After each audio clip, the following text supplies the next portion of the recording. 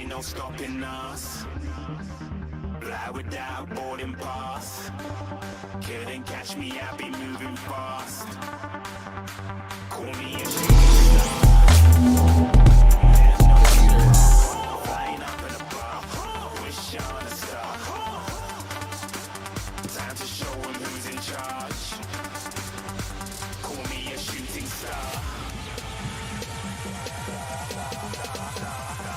Is the school producing tonight as well? Like I said, can we get one more caster in here?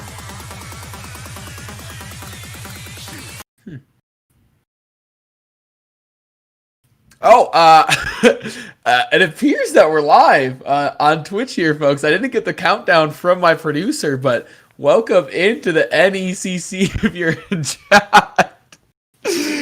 It wouldn't be an esports production if there wasn't a little bit of scuff. Welcome to the NECC. Another exciting week ahead of us. The Midland Warriors at 4-1 taking on the Northcentral Technical Timberwolves at 4-2. We are getting into the thick of the regular season, into that latter second half. Playoffs are on the horizon. They are coming up in an absolute hurry. So we're getting very, very excited to see when those will come to fruition. 8 teams will make the postseason in the Champions Division, which is the current division that we're looking at. Only 6 will make in the Challenger Division, which we will see later tonight when Upper Iowa, the Peacocks, take on the Rio Grande Red Storm. We are on League of Legends patch 10.22. Some nerfs, some updates. We're going to run through those very, very quickly here. The buffs that were distributed to Amumu, Annie, Brand, LeBlanc, Zaya, and Zaya. And on the other side, nerfs going to Karthus, Lulu, Samira, and Zed. So there it is. The ones that I'm excited to see, honestly, Karthus, Lulu, Zed not played very much. The Samira nerf, I think, will be definitely felt as we do see the Pro Draft. I did not catch the link for that. Oh, goodness. There we go. I'm gonna hop in here with you, chat. Little would it be an esports production if there wasn't a little bit of scuff? Tristana, Nunu, Willem, Gangplank, Akali, Samira, and Lucian all banned out. So we do see the Samira, despite the nerfs that we talked about. Samira ban is coming through. Interesting to see that they didn't play that one out maybe a little more. Let it rumble in the first one. Moving on to our first pickup, Volibear is locked in there for the Midland Warriors. Very strong pick and carry out of the top lane. Also some flexibility in the jungle. Something that I've been very, very impressed with here in the NECC with these collegiate players is the flexibility they've brought to their compositions. There's so much going on all the time as Vi is selected there, picked up. Have not seen a whole lot of that alongside of Leona. So a lot of engage coming out right away from Northcentral Technical, the Timberwolves. I gotta say, I like it to start, but this is what's going to happen, right? The Morgana coming through, anything to disengage. You've kind of playing with your cards not close to your chest. Ari coming through as well. Could be some damage. Bit of an initiator if you can land the charm. The Vileona, like playing that out's a bold pick. Like we said, maybe you didn't want to pick them back-to-back, really give away the bulk of your game plan, because that Morgana is going to wreak some havoc with the Black Shield coming through. So we're going to see how that does end up, how they build the rest of the composition. They do find themselves a damage source to follow up on the engage. Ezreal is locked in there, relevant to the late game. Very, very important. Has the mobility to keep themselves safe, to reposition. Ultimate ability gives you some global presence. I like it a lot. On to our second round of bans. Lilia goes off the table there. I'm medium on that Lilia banning. It feels okay. MU definitely does need an engager. The Warriors need someone that can make things happen. They need that go button, is the analogy that we make all the time. Who's the go button? Who's the person that when they press R, the rest of the team can follow up? Lilia is that. But there's a lot going into it, right? You have to hit a primary ability before you can ultimate. So it's a little tough. And if you play around it, you could be fine. Nonetheless, they do ban it out. Mordekaiser gone as well. Yeah, once again, a ban that feels kind of medium to me. The Caitlyn ban feels very, very strong. Keeping at a distance or out of the engage range, I guess is what I would say, from the Vi Leona. That feels very, very strong. Udyr goes as well. Some interesting bands coming through. There's the Xerath. Some backline damage. Stays out of the engage. Can put a lot down. I do like that pick potentially is being hovered. I think I might like a control mage like a Syndra a little bit better just to really get into the thick of things if they do find a nice engage. But they're hovering the Xerath. It looks like it's going to be their Celestion here. And they switch it to a Rumble last moment. So that will be a Rumble most likely going in the mid lane. Noxus has picked up someone that we just talked about being recently buffed. We'll see how that does pan out. I do like the pickup. That's going to move that Volibear flexing down into the jungle. A-OK, like I said, very impressed with the flexibility of these collegiate teams so far this season. One more pick for the Warriors, and then one more for the Timberwolves, and then we will be headed into game number 1. Once again, if you're just joining us, this is the Champion Series. The Midland Warriors at 4-1, the North Center Technical Timberwolves at 4-2. So, winner moving on. North Central Technical Timberwolves. It's a mouthful. It's a mouthful. But yeah, the winner of the series will be moving up to 5 wins. The loser left down at 4. As we said, 8 teams from the champion division will be making the playoffs. Both these teams sitting pretty to do so right now. Malphite, the last pick in addition to the Kaisa, which we didn't have a chance to talk about. Whew, the Malphite on top of all this. They really have found so many go buttons. The Rumble ulti over the top. The Timberwolves are bringing a strong wombo combo to the table. The real question is, will Midland be able to find an opportunity to create space and position smartly to negate this Malphite, Leona, Vi, just absolute, like I said, a wombo combo coming at them? That is the question. As we are going to move on to the actual champ select here, I'm just curious what the actual numbers tweaked on Gnosis are. We're going to look that up quick on the second monitor. Remove. Gnosis no longer gains resistance per second on the ultimate. Ooh. Okay. Interesting. So the working on the ultimate works is very core to Gnosis. It's all about funneling that farm into the Gnosis, getting the stacks, changing how the ultimate ability works. So interesting change. We're going to see if that does come through. The note says one more clarity check, this time to make Gnosis ultimate feel more intuitive. So the bonus resistance is up from 15 at level 1, 35 at level 2, 55 at level 3 to 40, 55, 70 respectively.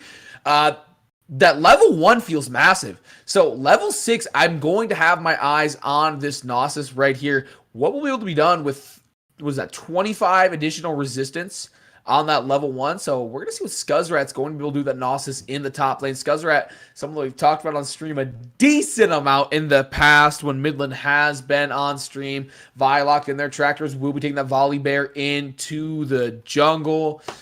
We're pretty confident and we know where everything's going. This Malphite, this whole composition coming out from the Timberwolves, very, very intriguing. Wobble combos always get me going a little bit because you put all your eggs into one basket. Individually, these pieces aren't doing a whole ton, especially when I look at this Vi, Leona, Malphite.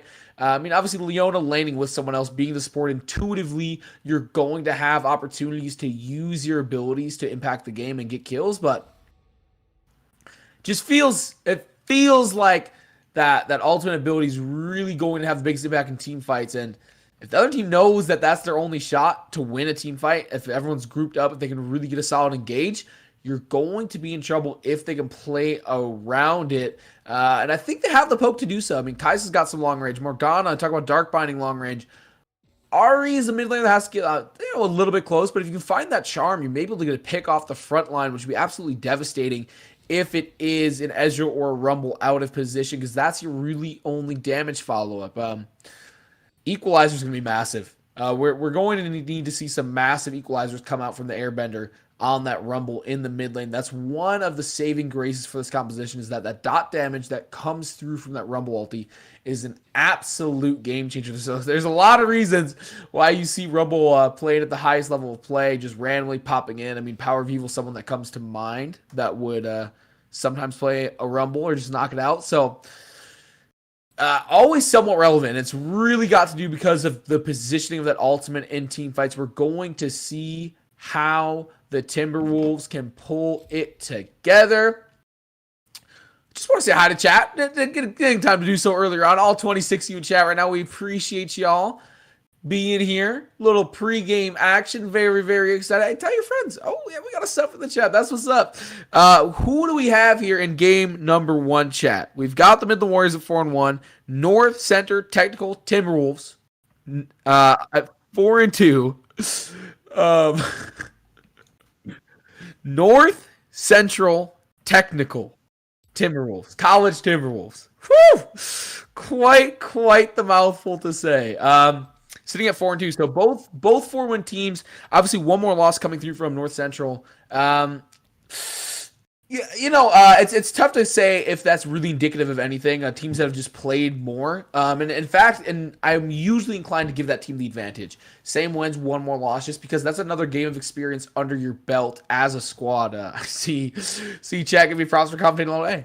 I'm here for you. It's going to be a good night. I'm here for it. We're strapped in. As I said, this is their first series. Got another series on the way. Both best 2 out of 3s. But yeah, I'm usually inclined to give the team with one more loss the advantage. But from what we've seen of the Midland Warriors on stream this year, and Scuzzrat in particular, farming the absolute heck out of that top lane.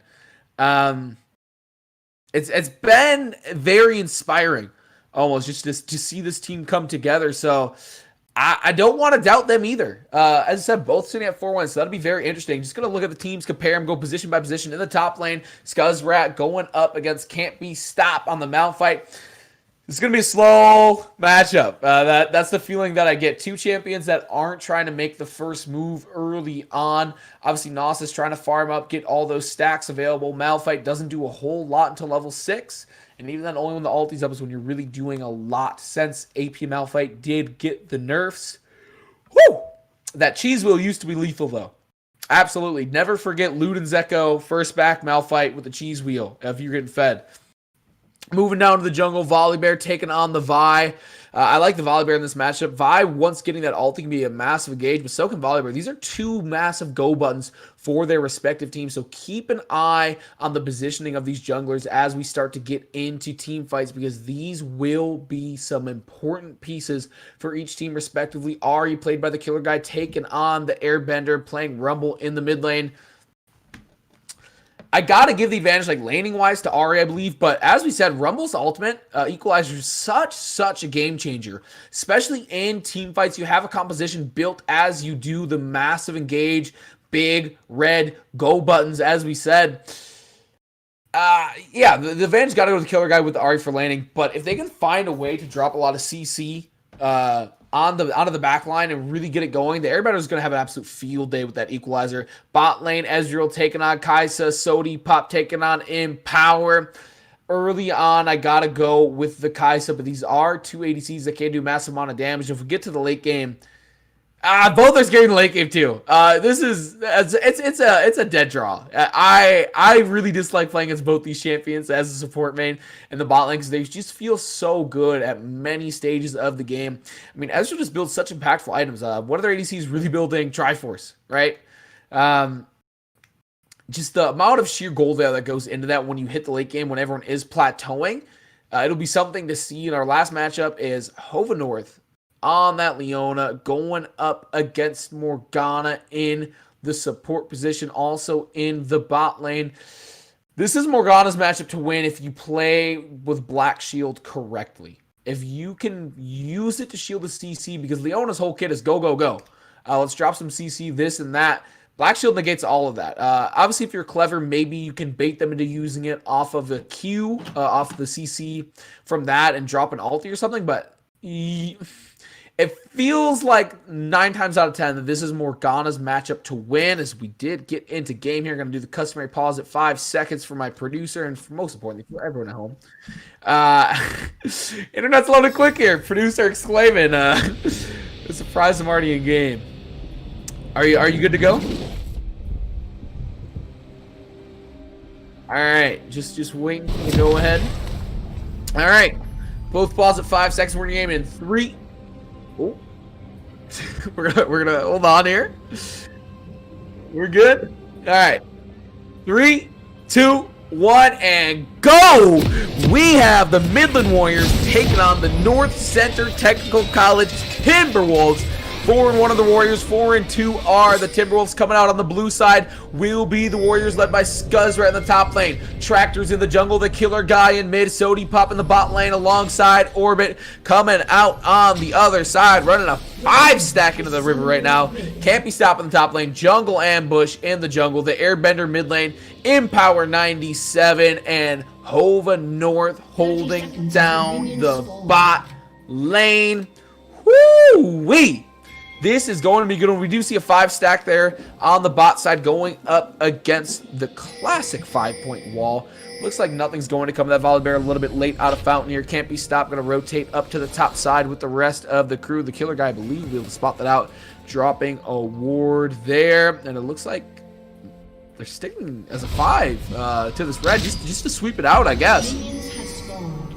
Interesting. They felt convicted that maybe to been warded up. Maybe a nasty surprise is waiting for them. And now rotating back down to their own blue side. So bit of a tango to start the game on that side. Bit of a dance between the two buffs. We see a Let's Go MU in chat from Reaper behind. This is going to be a good one. As we said, two teams that feel pretty evenly matched here when you just look at the wins coming out of the gate. Both junglers starting on the bot side, going to working bottom to top. I told you to keep your eyes on them because they are some of the better go buttons for their respective teams, but that obviously doesn't really come into play until level 6. Both ultis so effective. Assault and Battery and Stormbringer respectively. The Airbender going in with the killer guy, putting down some damage early on in a lane that I think Ari will win for the majority of the game. As Hova North, they're gonna take a shot. Can't be stopped. You gotta stop this from farming happening. You can't let Scuzzrat get the stacks at the top lane as Orbit's going to narrowly dodge a skill shot there in the bot lane. I've got my eyes on this slow grind of a top lane matchup, but we're going to see. But you absolutely can't let the Gnosis farm.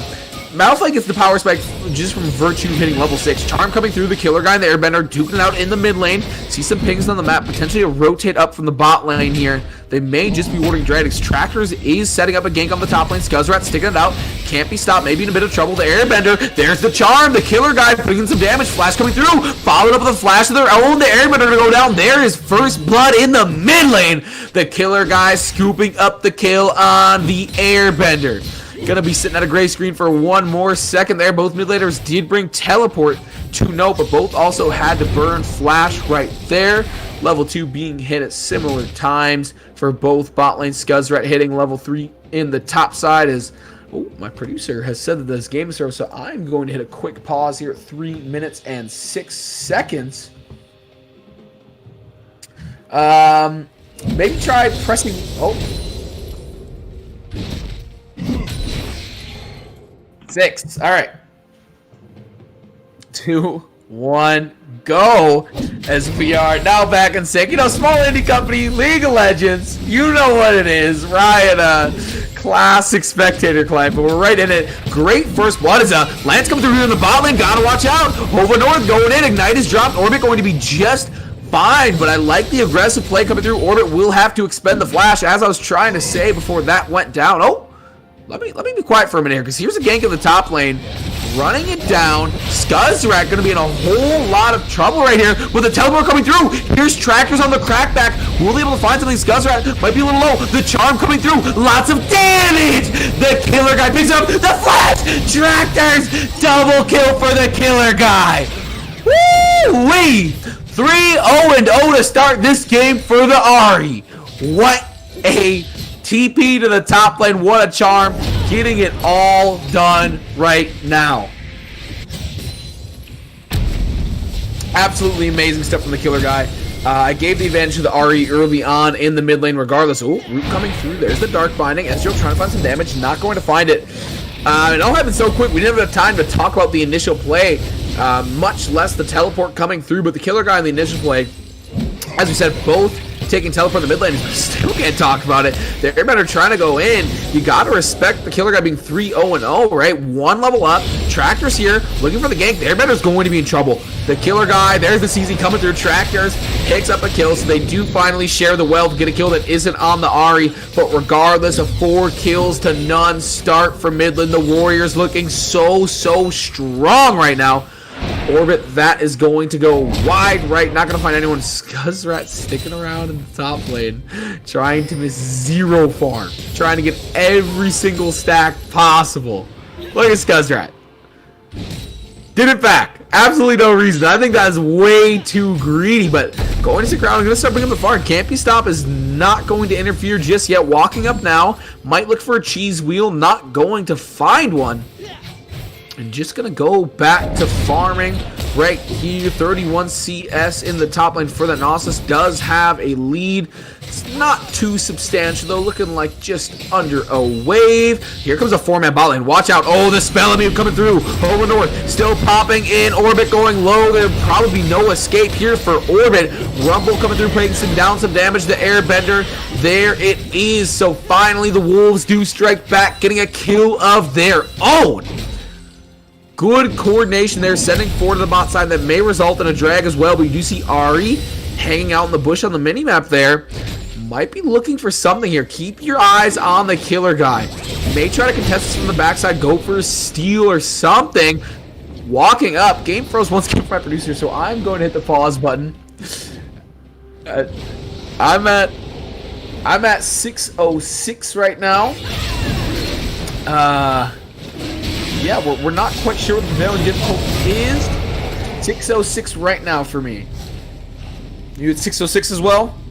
Alright, 3, 2, 1, go as we're right at the strength fight. Jungle going low, and Tractors does pick up the kill in the jungle ambush there. In the top side, double kill on the drag pit, but Gnosis will go down, and Ezreal does pick up the dragon. So Tractors gets in there, gets 2 kills, but does not get the smite down, and will die for the efforts. The killer guy, 2v1 situation, gets the first. The Airbender staying strong, shields coming through from Orbit. Sony Pop turns it back around. Double kill for the killer guy, who is now 5-0-3. They do win the fight despite losing out on the dragon, but my goodness, the killer guy is getting massive. Look at this back right here. Already has Hextech GOP at 6 minutes and 45 seconds. Woo!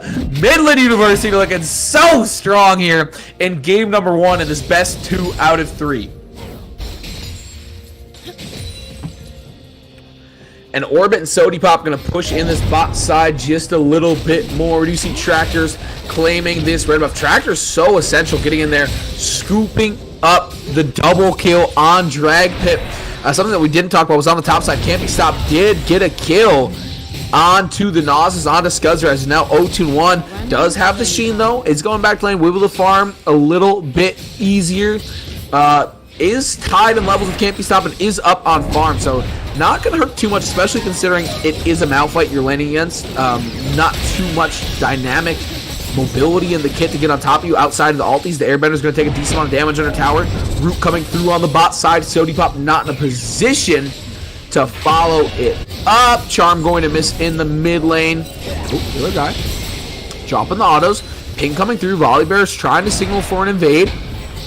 Gnosis is Mia. They have spotted that out. Hova North takes a little bit of damage there. Does pop the shield. Not going to find anything else in the bot lane. The Airbender's got to be very careful. Killer guy is just so strong. Doesn't matter if you're under tower or not. If a charm hits from this life total, you're probably going to just die. No doubt about it. You do see Vine in the vicinity. They'll watch mid lane. Both junglers are here. This could be the makings of a bit of a fiesta. 2v2. Right now it's a 2v1. It's looking like developing around the RE. Vi coming through, asking for resistance in the top lane. Scuzzrat can't be stopped. Going at it. Look at these two beefcakes duking it out. No one's health bar really changing too much. You gotta love these slow, non-dynamic top laners. So they're just duking it out. They're just smacking each other. That's all there is to it. Just smacking and farming. Late game, we'll see what they can do. But for the time being, not much, and they're gonna steal Riptail there. The auto cam didn't have us on it, but Jungle Ambush gets in there, is able to get the smite up. Oh, misses the flash. What hubris. Can't get over the wall after pulling off a steal. You know, that one does have to hurt. Kill is picked up by the Volley Bear. A combined 9, 1, and 6 right now for the mid jungle 2v2 coming out from Midland side. That's going to be so hard to stop. Orbit is going to miss that. CC once again going wide right. Hova North looking for something, not going to find the angle that they do want.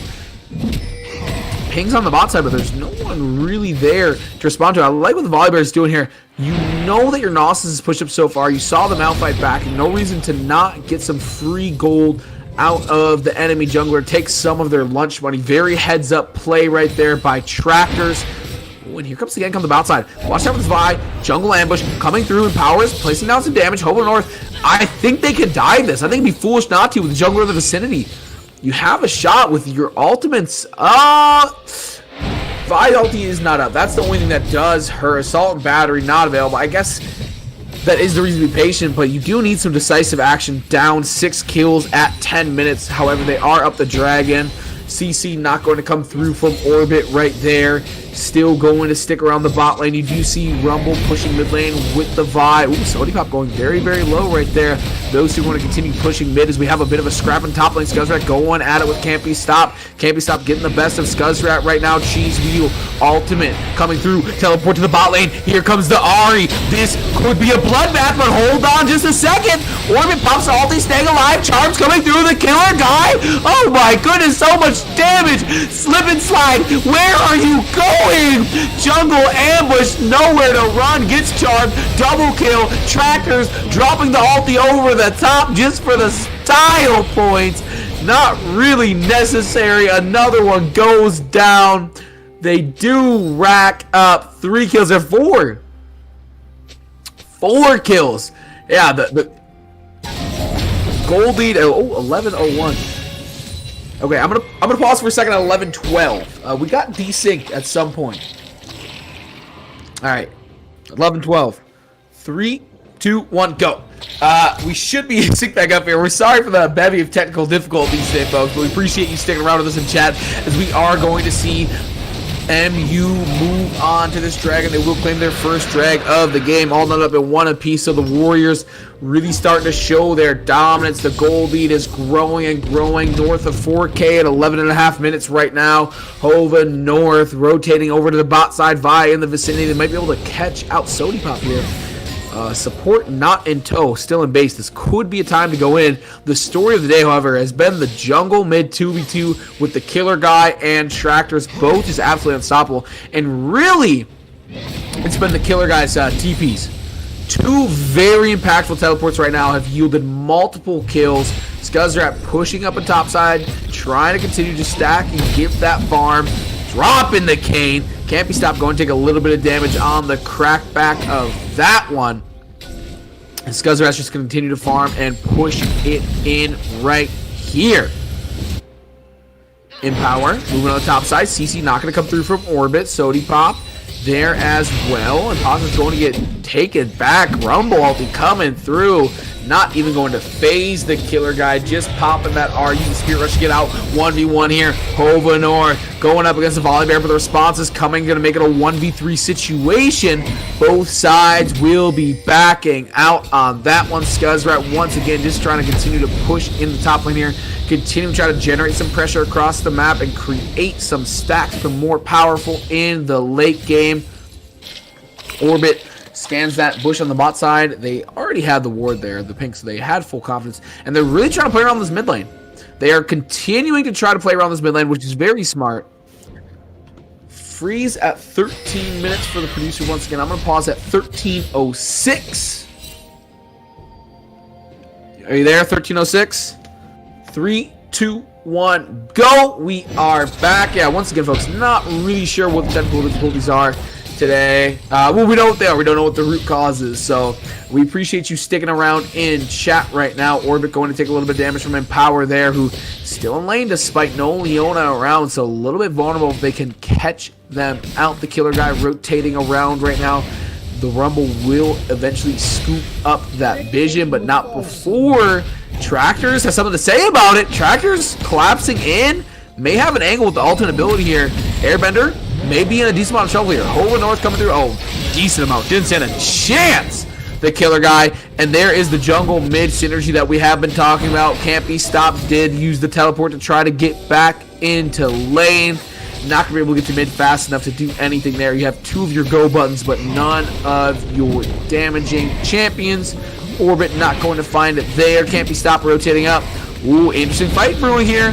2v2 in the top lane, but Ari and Toe as well. Can't be stopped, going very low. Going to have to use the ult to get out, but it might not even be enough. Tractors ulting over the top. It definitely will not be enough. Jungle Ambush may be in trouble under tower 2. The killer guy showing up just to KS the teammates.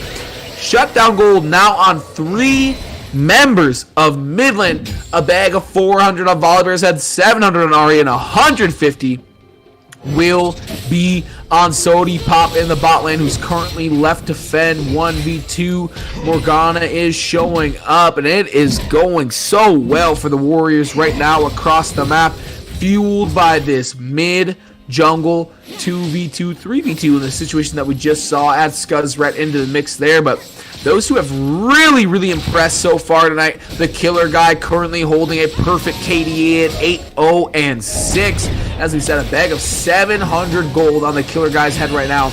Continuing to push in this mid lane tower. Has to respect the Malphite ulti at all stages of the game, just because you don't know where everyone else on the team is.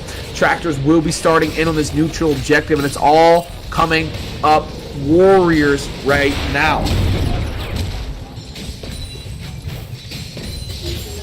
As this bot lane continues to be pushed in by Sodi Pop and Orbit there. Malphite in the mid lane is backing. Oh, sticks around. Ari might be in trouble here if they can find the layering. You got to get that Malphite ulti down, and then you can hit that Rumble ulti, that equalizer, put in some absolute work. Brightside just got it. You're saying looks like Skezzrad is doing well. Absolutely doing, but the story of the game, but the killer guy in the mid lane, 8-0-6, holding that perfect KDA right here. Scuzz doing their thing in the top lane, though. 121 farm to boast, getting those stacks. Might have a scrap with Can't Be Stopped right here as they continue to push in the top lane. Across the map, though, here in the bot side, Orbit and Sodi Pop pushing in. They get a little bit nervous, which is very fair considering the lack of vision they have on the map, and considering that Dragon is up in 15 seconds, you can assume that the bot side will be played over right now. Scuzzrat can't be stopped. Neither of Teleport. That's just because Scuzzrat didn't take it, but can't be stopped. OTP, so this will be a 4v4 on the bot side. It's looking like, can they get a pick on this Ari?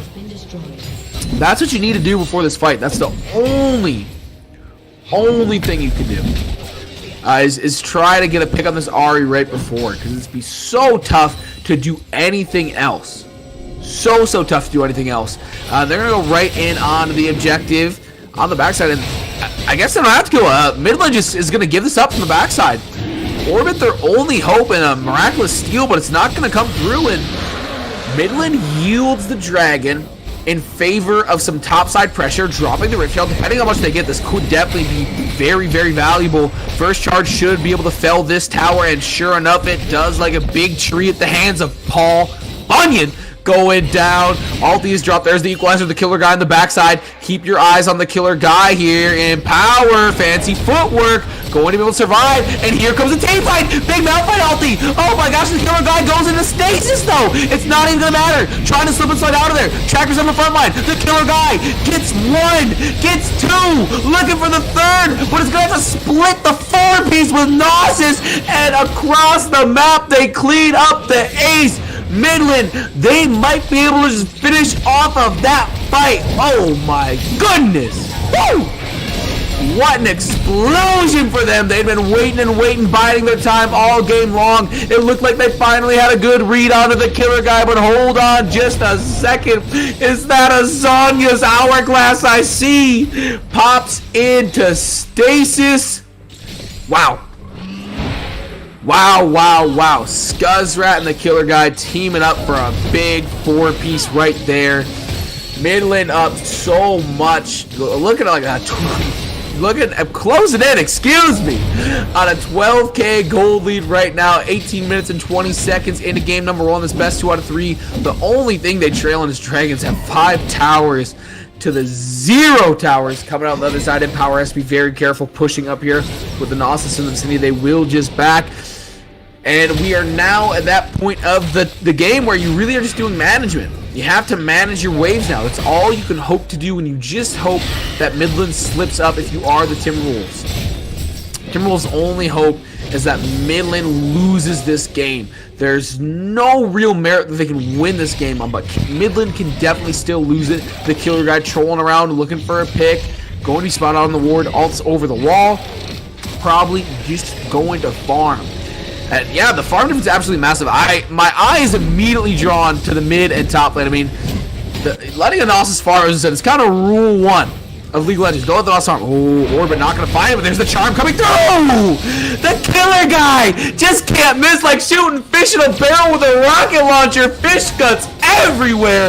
Oh my goodness. Hova North waiting in the bush. They need to do something and something soon. Hova North, that's not where you want to be, my friend. Oh, goes into stasis. Good timing by Orbit, but it's going to be in a world of trouble. Pops the ulti. They expend everything in the kitchen sink, but they're only going to get one, and it's going to be a trade. Tractors with the smite. The disrespect between jugglers. Oh my goodness, and you mean no more to me than a level 1 camp. Whoa. They end up putting all of the resources into getting Orbit, and they lose their juggler in return. Dive under tower here, can't be stopped. Is going to have to use the ult to get out, but the damage has been done. Ezreal sending the ulti down the mid lane, and they are going to neglect the bot lane. They're pushing up. Ooh, are they going to try to collapse here, try to find the kill? The killer guy looking for something. Scuzzratch can continue to push. It is looking dire. We might see a perfect game. 0 towers right now taken. This is perfect game territory. I don't know if that's something we probably have seen. That very impressive considering the records of these two teams. Oh, this inhibitor will be gone in on. There's no chance of them really taking objectives. Only the mid. They're gonna start backing off here. Scuzzrat standing in the front line, trying to eat up that Sunlance or anything that would come through from Hova North, rotating to the mid lane. Ooh, left.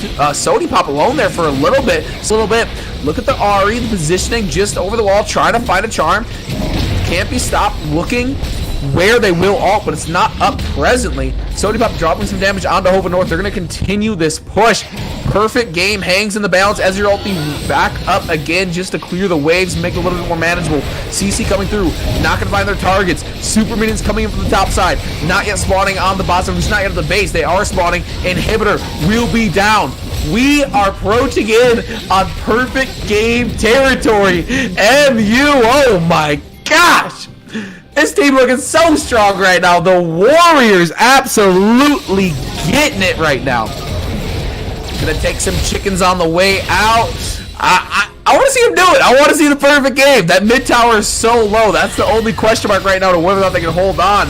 But woo, the Warriors looking tough to beat right about now. I would not want to be the Timberwolves thinking that you have at minimum one more game up against this squad. The killer guy going to pick up that blue buff. Ooh, just making the Ahri scarier. Not much else you could do to make it more scarier besides the items. I mean, fully stacked Mage Eyes, 25 stacks on that. Hex Tech GOP has the Zonias, which we've seen used to great effect. Has Mercury Treads. Interesting decision, but you know what? Makes sense if you're really trying to carry.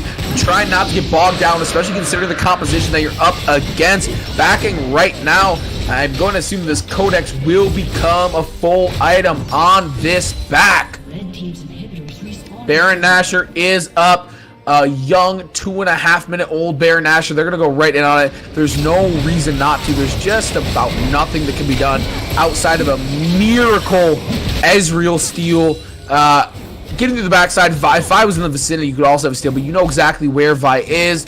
Don't think that Ezreal's going to have the wherewithal to send this here. It's not even up, yeah. Empower not going to have the ulti up in time to even attempt to steal. Nothing is coming up the way of the Timberwolves. Northcentral Technical College just not having the game one they were hoping for. Orbit jumping over the wall. The killer guy still maintaining this perfect KDA. 11-0-9 right now. Absolutely beastly performance from them. Orbit flashing through. Ooh, not going to find any of it. missed it all. Jungle coming through. Scuzzrat trying to tank it up and go to the tower. Here's the ulti. This is going to be the game. The killer guy on the backline. CC coming through. Perfect game in jeopardy. Has to go into stasis. Will they be able to find the kill? Oh, no, they can't. The black shield. Slip and slide. In. Out. The killer guy goes down. They do finally find something, but it's not going to matter. The double kill comes through. The Nexus goes down. A kill, my kingdom for a kill. Midland takes game number 1. Woo! So we do see the perfect game come through from the team. They are able to take every tower, every inhibitor, and the Nexus without giving up a single one of their own. Absolutely astounding stuff by them. Huge performance from the killer guy. 13-1-9. Huge performance from Tractors. 6-1-14. Sody Pop, a 4-1-6 solid performance. Scuzzrat farming, getting the stacks, baby. DKing. We know. 181 farm, 10k gold to master out the game for Scuzzrat. Orbit had some solid playmaking ability in the bot lane. It all came together for them. Just a beautiful ensemble of teamwork for MU in that first game. The Warriors really putting it together. On the other side, the Northcentral Technical College Timberwolves. It's back to the drawing board. We talked about the Wombo combo, right? And I think that it can be effective, but the issue was you played your hand not close enough to your chest. You were right out here. Everyone could see the cards you were holding when you started with the Vi Leona pick, and as a result, they're able to pick around it, right? Orbit coming through, Sody Pop coming through. I mean, the Ari is massive, right? The ultimate ability, you're telling me your character has 4 flashes? 4? 3 on the ultimate, I believe it's 3 charges, and then your normal flash? Nuts! That's stupid. So the ability to be able to pick into that, to really understand the full composition with only seeing 2 characters selected, was massive. And I would encourage Timberwolves to maybe, if you're going to do that, pick your go buttons towards the end, because there's so many very solid go buttons. I don't know if you need 3. I think that damage was something that was sorely needed right there. Maybe a little bit more single target CC that wasn't. But intrigued to see how that develops in game number 2. Waiting to get into the pro draft here, but a very, very fun game number 1. Chat, how are we feeling? We gotta see the DK in chat. Midland number 1. Midland propaganda hours are among us. Oh man, you caught me. Big Midland. Big Midland put me up to this. I'm just the mouthpiece. No, but it was a great first game from them. As I said, I'm not sure if we've seen a perfect game. We've seen some quick ones. Yeah, so producer Meyer saying that the man of the sky saying that Illinois was lost a tower in both of their exceedingly quick games. So shout out MU, unconfirmed only perfect game. We need to do the research. If someone wants to dig up the VODs in chat, go for it. But regardless, still a very impressive accomplishment. Looks like the teams are going to come out on the same sides of the map. We will see. That's a decision that's up to the Timberwolves. I do believe the loser does get to decide in game number 2. They decide to run it back. I doubt they will run it back in many other aspects of their performance if they don't want a different outcome.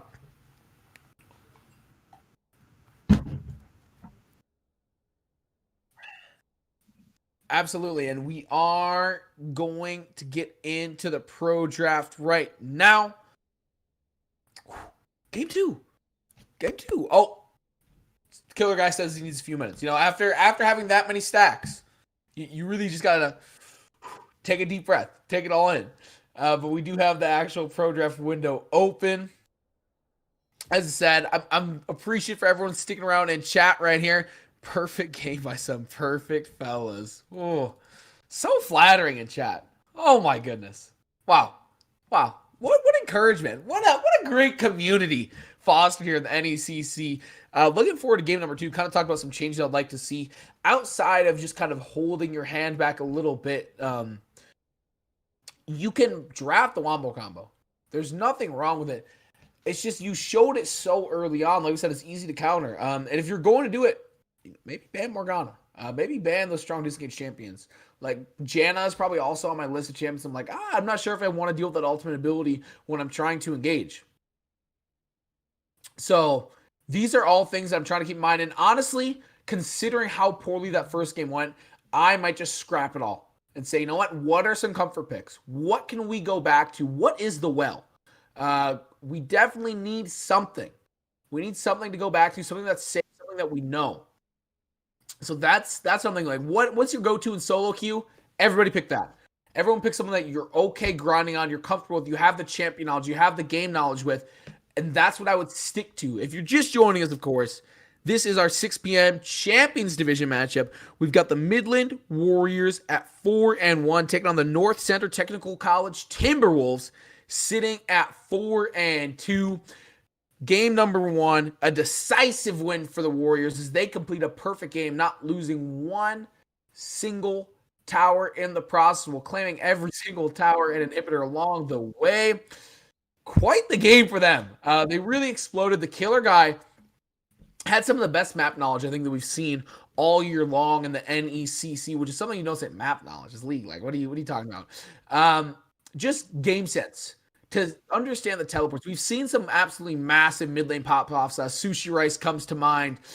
But most of them have just been out of mechanics, wholly out of mechanics. Just someone playing better. What would you say? Oh, Ben Zhao. Yeah. Another phenomenal lane forward. Producer of the year. Ben Zhao. Yeah, there's been some great mid lane pop-offs, and they're all mechanical. Every single one, when I think about it back, they're all mechanical. It was all utter domination. The killer guy, yes, did get that first kill in lane, but it took a while. There was a lot of patience. There was an aggressive flash leading up to it. What happened right after? Backed, bought an item, saw an opportunity top lane, sent it. Got a kill top. Boom. Got another kill top. Boom. One teleport turned into 2 kills. You know what the second teleport turned into? 2 more kills in the bot lane.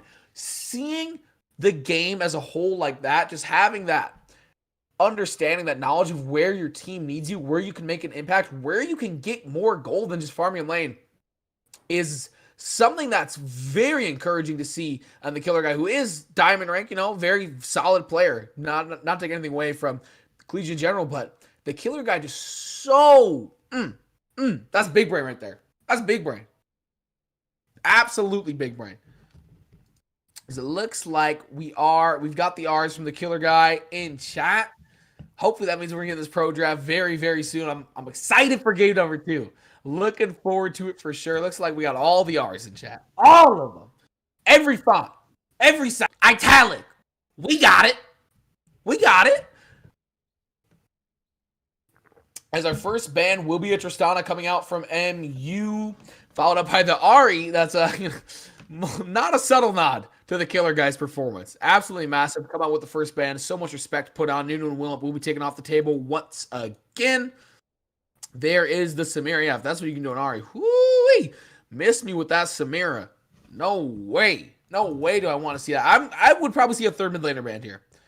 Maybe you take away Volibear just because Tractors was so dynamic across the map, really just making their presence felt. But, man, it's tough for me to say we're going to let something slide through for the killer guy. So we're going to see.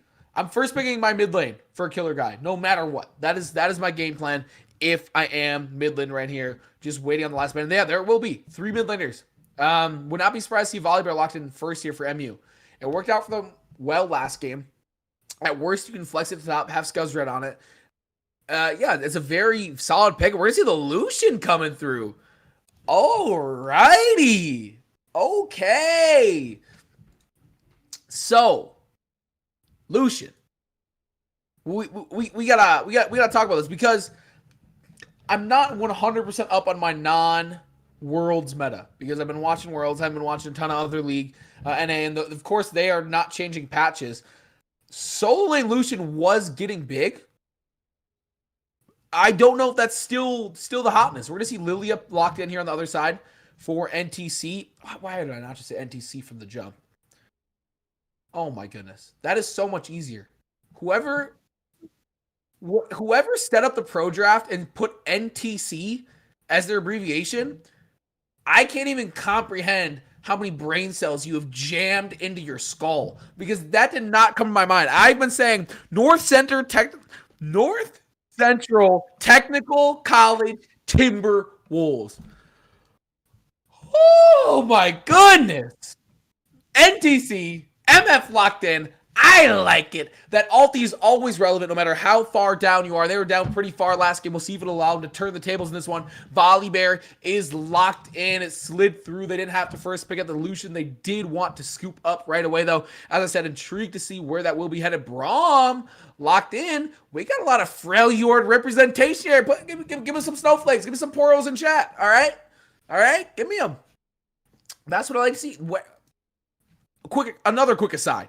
Besides that whole NTC thing that blew my brain, where are my Poro emotes? Why don't those exist? Like, I feel like they check all the boxes. They're goofy.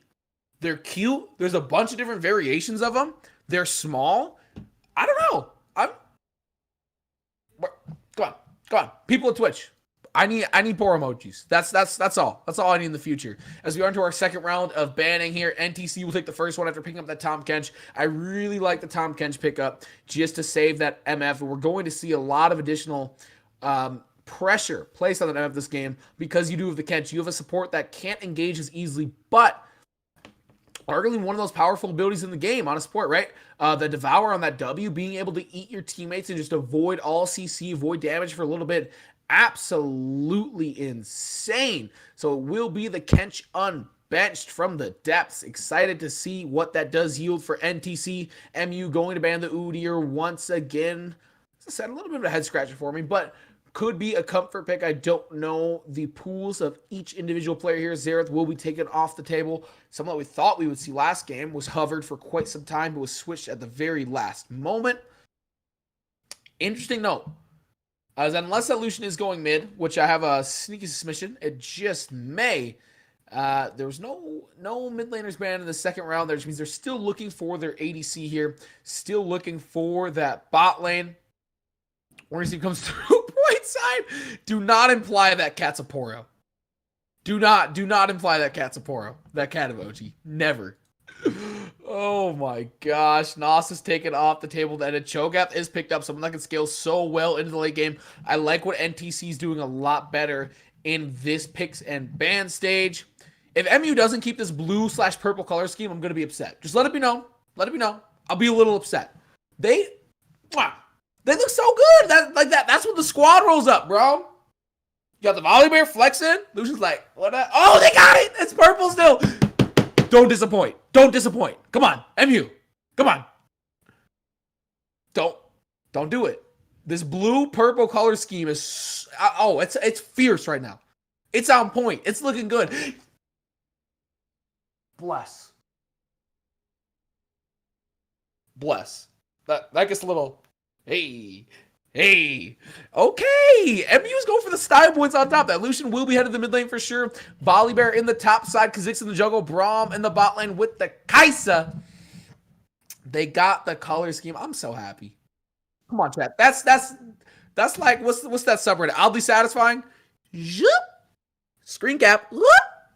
So good.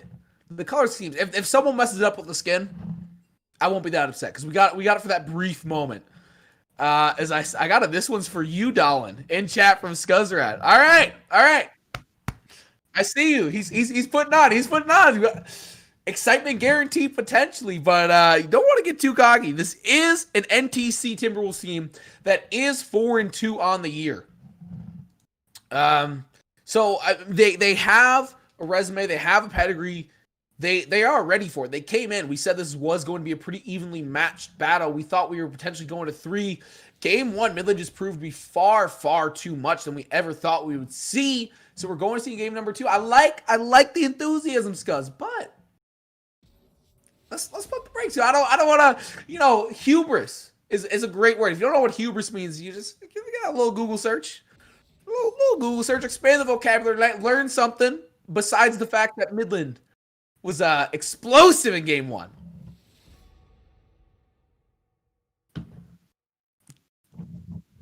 Absolutely. Producer calling me out. I said I was dumb earlier, and then pull out word like hubris. Hey, stick around. Maybe we'll dip in the vocab bag. I got it. The vocab bag is nice. I'm not gonna lie to you. Jumbo dip in chat. All right, did it on purpose. Whiteside in chat saying they did it on purpose. They're trying to get the dub in style. I respect it.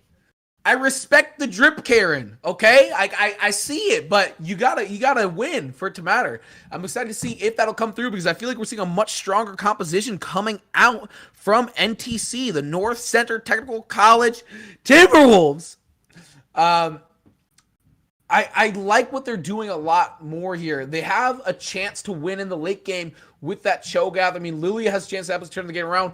On the other side, you have Yon, right? You can just dominate early in the mid game if you get it going. So this is what I'm excited to see. The Timberwolves are coming out with something completely new, completely different, and that's encouraging because, man, they had it in the bag, right? Jumbo Buff in the chat. Okay, all right, it's a party. Hold on a minute. Woo! More bands coming through right now. I mean, we already know what it's going to be, but just looking at it, yeah. All I can say is I'm glad the Timberwolves changed it up. The MF, the Cho'Gath give you a real shot to be so relevant and scary in the late game, especially that Cho'Gath just scaling and scaling. Yon can be relevant throughout the whole game. Tom can help keep MF alive for the whole game. Lilia, once you hit 6, it's like, yeah. We got gas. We got gas. Absolutely. If Caster isn't casting LCS in 4 years, I'm riding. I don't know about that. I don't know about that one. But very excited to see. We just got to wait out the spectator delay, which, hey man, I wish we had time travel. Not so we could do cool stuff, just so we didn't have to sit through spectator delay. Like, we're going to talk about the matchups, and that's important to build up the narrative, but I just want to see the game. I'm excited. I'm on the edge of my seat. We got Midland. We got the NTC Timberwolves. Come on, let's get it going, chat. I know you're excited at home. So let's start talking about our matchups across the board. In the top lane, we do have Scuzzrat going up against Can't Be Stopped playing Volibear and Cho'Gath, respectively. Last game we saw, these two went at it a little bit in the top lane. Can't Be Stopped did get that kill solo with the Malphite ulti. Popped that, got it done. Scuzzrat, once again, it's kind of a similar story, I think. I want to see Scuzzrat be aggressive here early on, playing the Volibear. That Cho'Gath will start stacking, will start getting scary. If you can impose your will early on with the Volibear, A, you're going to just get ahead in game, but B, it's such a mental thing, right? We talk about League being such this mental game. There's so much that goes in it, so many different angles. If you can kind of get in their head from level 1 and say, yeah, you're skilling champ, but if you don't get there, it doesn't matter. You just chose wrong into this matchup. So I'm excited to see what Scuzzrat can do there early on. Moving down to the jungle. People that can help you get there. Kha'Zix, Tractors, playing this absolutely frustrating assassin for Squishies to deal with. Trent, is Scuzzrat in the chat? Okay. All right. I see chat going off. We got some Timberwolf love in chat. I see you, Young Krug. I see you. But yeah, I like this move for Tractors. We saw Tractors play very well last game in that jungle mid 2v2. What can Tractors do when given a little more responsibility with the damaging end? Was one of the go buttons before. Now is looking for picks. That requires a lot more wherewithal, a lot more warding ability. On the other side, jungle ambush being playing Lilia, excuse me. Bowling balls, baby. If you got them, yeet them. That's all I got to say. Tap that R button. Jungle ambush has the opportunity to turn this game on its head with a big play. Keep your eye on this Lilia post 6 mid lane. Oh, wait. I've been bamboozled. Lucian's bot Kai'Sa's mid. Whoa. Killer guy playing Kai'Sa mid. Woo, what is this? Season 7? I don't remember the season names, but that was hot for a little bit. So Kai'Sa against Yon. I'll be 100% honest. I have no idea how this matchup works out. Yon is the newest champion, or second newest champion. Kai'Sa mid has not been played in a while. So this is going to be very interesting. I'm going to be learning along the way for this one. My gut feeling is telling me that Yon destroys this matchup early on, but late game having 2 ADCs, there's just nothing quite like it. Having that amount of damage, as long as you can keep them alive, and they do have the Braum in the bot lane, which we'll talk about a little bit, to do just that. The Airbender has a chance to take over this game with Yon. I mean, that's just what it is. We've seen some dominant performances earlier on in the season on this Yon, on this champion.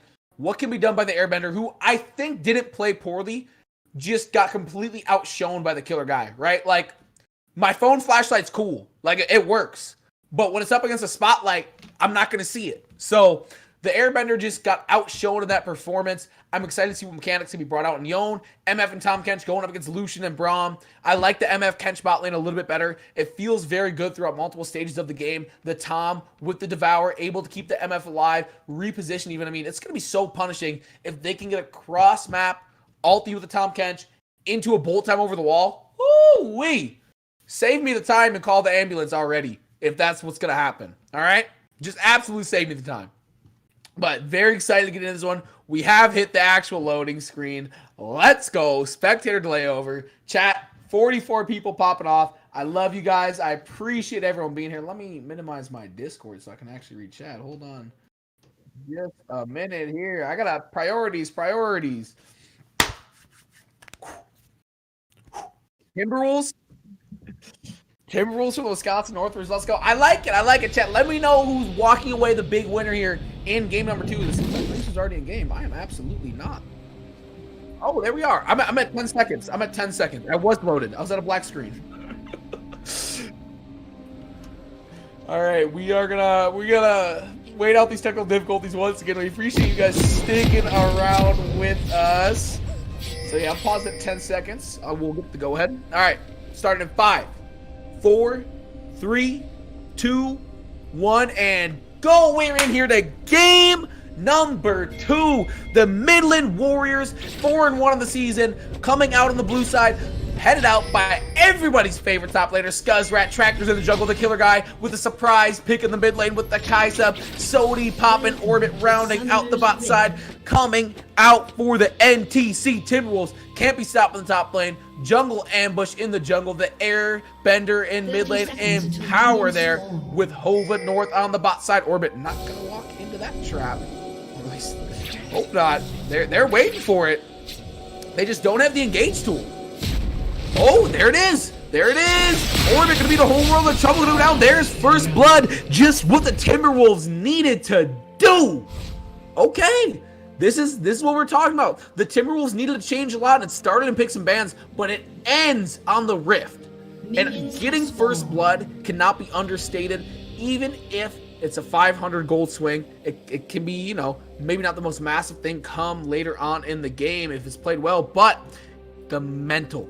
We talked about how important the mentality is in League of Legends, how important it is for every single one of these players to keep it top notch up here where it counts. That first blood feels good. I'm not gonna lie, the first blood feels so good. Just say, you know what? Yeah, we might have lost last game, but what have you done for me lately? Look at the scoreboard. We're up 1-0. Love what the Timberwolves are doing. We're gonna see if they're able to continue it out. Both junglers starting to bot side, looking for a bottom to top clear. Would not be surprised to see Tractors start to get here early on. The airbender going in.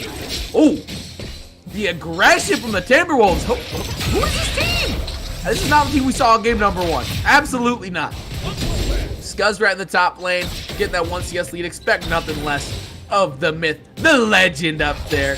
Getting it done, pushing that wave in a little bit. Can't be stopped, falling back. Does get the shield. Sodi popping. Expect this Lucian here in the bot lane to dominate early on, as you expect Lucian to do. Airbender just going in. Look at this. Lots of damage. Will eat a tower shot on the crackback. Woo! The mid lane is ripe for the ganking right now for both sides. Both players just so low. Level 2 hit roughly the same time in the top lane. Ooh, can't be stopped. Just farming on the tower. Scuzzrat playing very aggressive, pushing it up. Pings in the jungle right here. Looks like both junglers working on top 5. Oh, we did get a game freeze at 2:38. I am paused at 2:39. So whenever my producer is unpaused, we'll get it right back. Once again, we appreciate everyone in chat sticking around through these technical difficulties.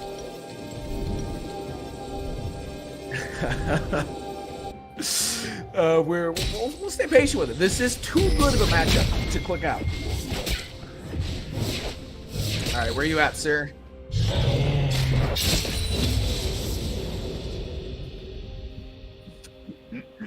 Oh man, we lost the interface for a minute. All right. I'm at 241 now, actually, because I hit pause. All right, I'm paused. So we're gonna get to 241, both of us. You there, sir? 3, 2, 1, go! Back into it at the right time code. Once again, appreciate everyone in chat. Yeah, tension mounting. Woo game for dinner. Tension mounting. That's all it is. They're gonna go in. Flash coming through from the airbender. like that gank. As I said, mid lane, right for the gank right now. Tractor said, hey, let me try to reap that harvest a little bit. Going in near the bot lane, Home North going low. Exhaust is dropping the Sody Pop, trying to find the damage. He's in power, going right through the Braum. Not being able to stand in the way. Flashes come through, and Power has to get out of the wave. When it's all said and done, Sody Pop and Orbit both hold on to their flashes, and Power has to burn it. We're going to see if they use those flashes aggressively, potentially. That amount of mobility here early on could be big. Lilia scooping up Scuttle right now. Things come through. We might see a 2v2 develop.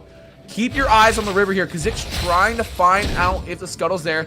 Going to run into this Lilia. Volibear might be there to collapse. We're not going to get a view of it from the auto cam. Scuzzrat, Kim's not going at it. Knockup coming through. There is the shield. Jungle ambush, going to find a wild Scuzzrat, just walking through the river, but here's Tractors. We said we might find a 2v2, and here it is! Oh, Tractors can't find the damage right there, going wide left. Orbit finds a Q and Empower. There's so much tension in this bot lane. Both ADCs so low. Tractors trying to find something here, just scooping through the lane, in and out. Right now, the Airbender getting the best of the killer guy by 1 CS right now. And as it says in chat, yeah, absolutely. If you're having a good time in chat, we really appreciate the follow. A lot of great stuff going on here. Not just League of Legends, but esports, collegiate esports 5 times a week. We've got Valorant, League of Legends, Rocket League, Overwatch, and Madden. We got there. First try today. We need help, baby. We need help. So we just need some scrap here in the top lane. Scuzzrat, Knockup coming through the flash. Not going to be enough. Airbender, slip and slide, coming through a little bit. The killer guy just gonna have to farm under tower. This Kai'Sa mid pick has, I mean, keeping pace. That's all you can hope for a bit of an off meta pick.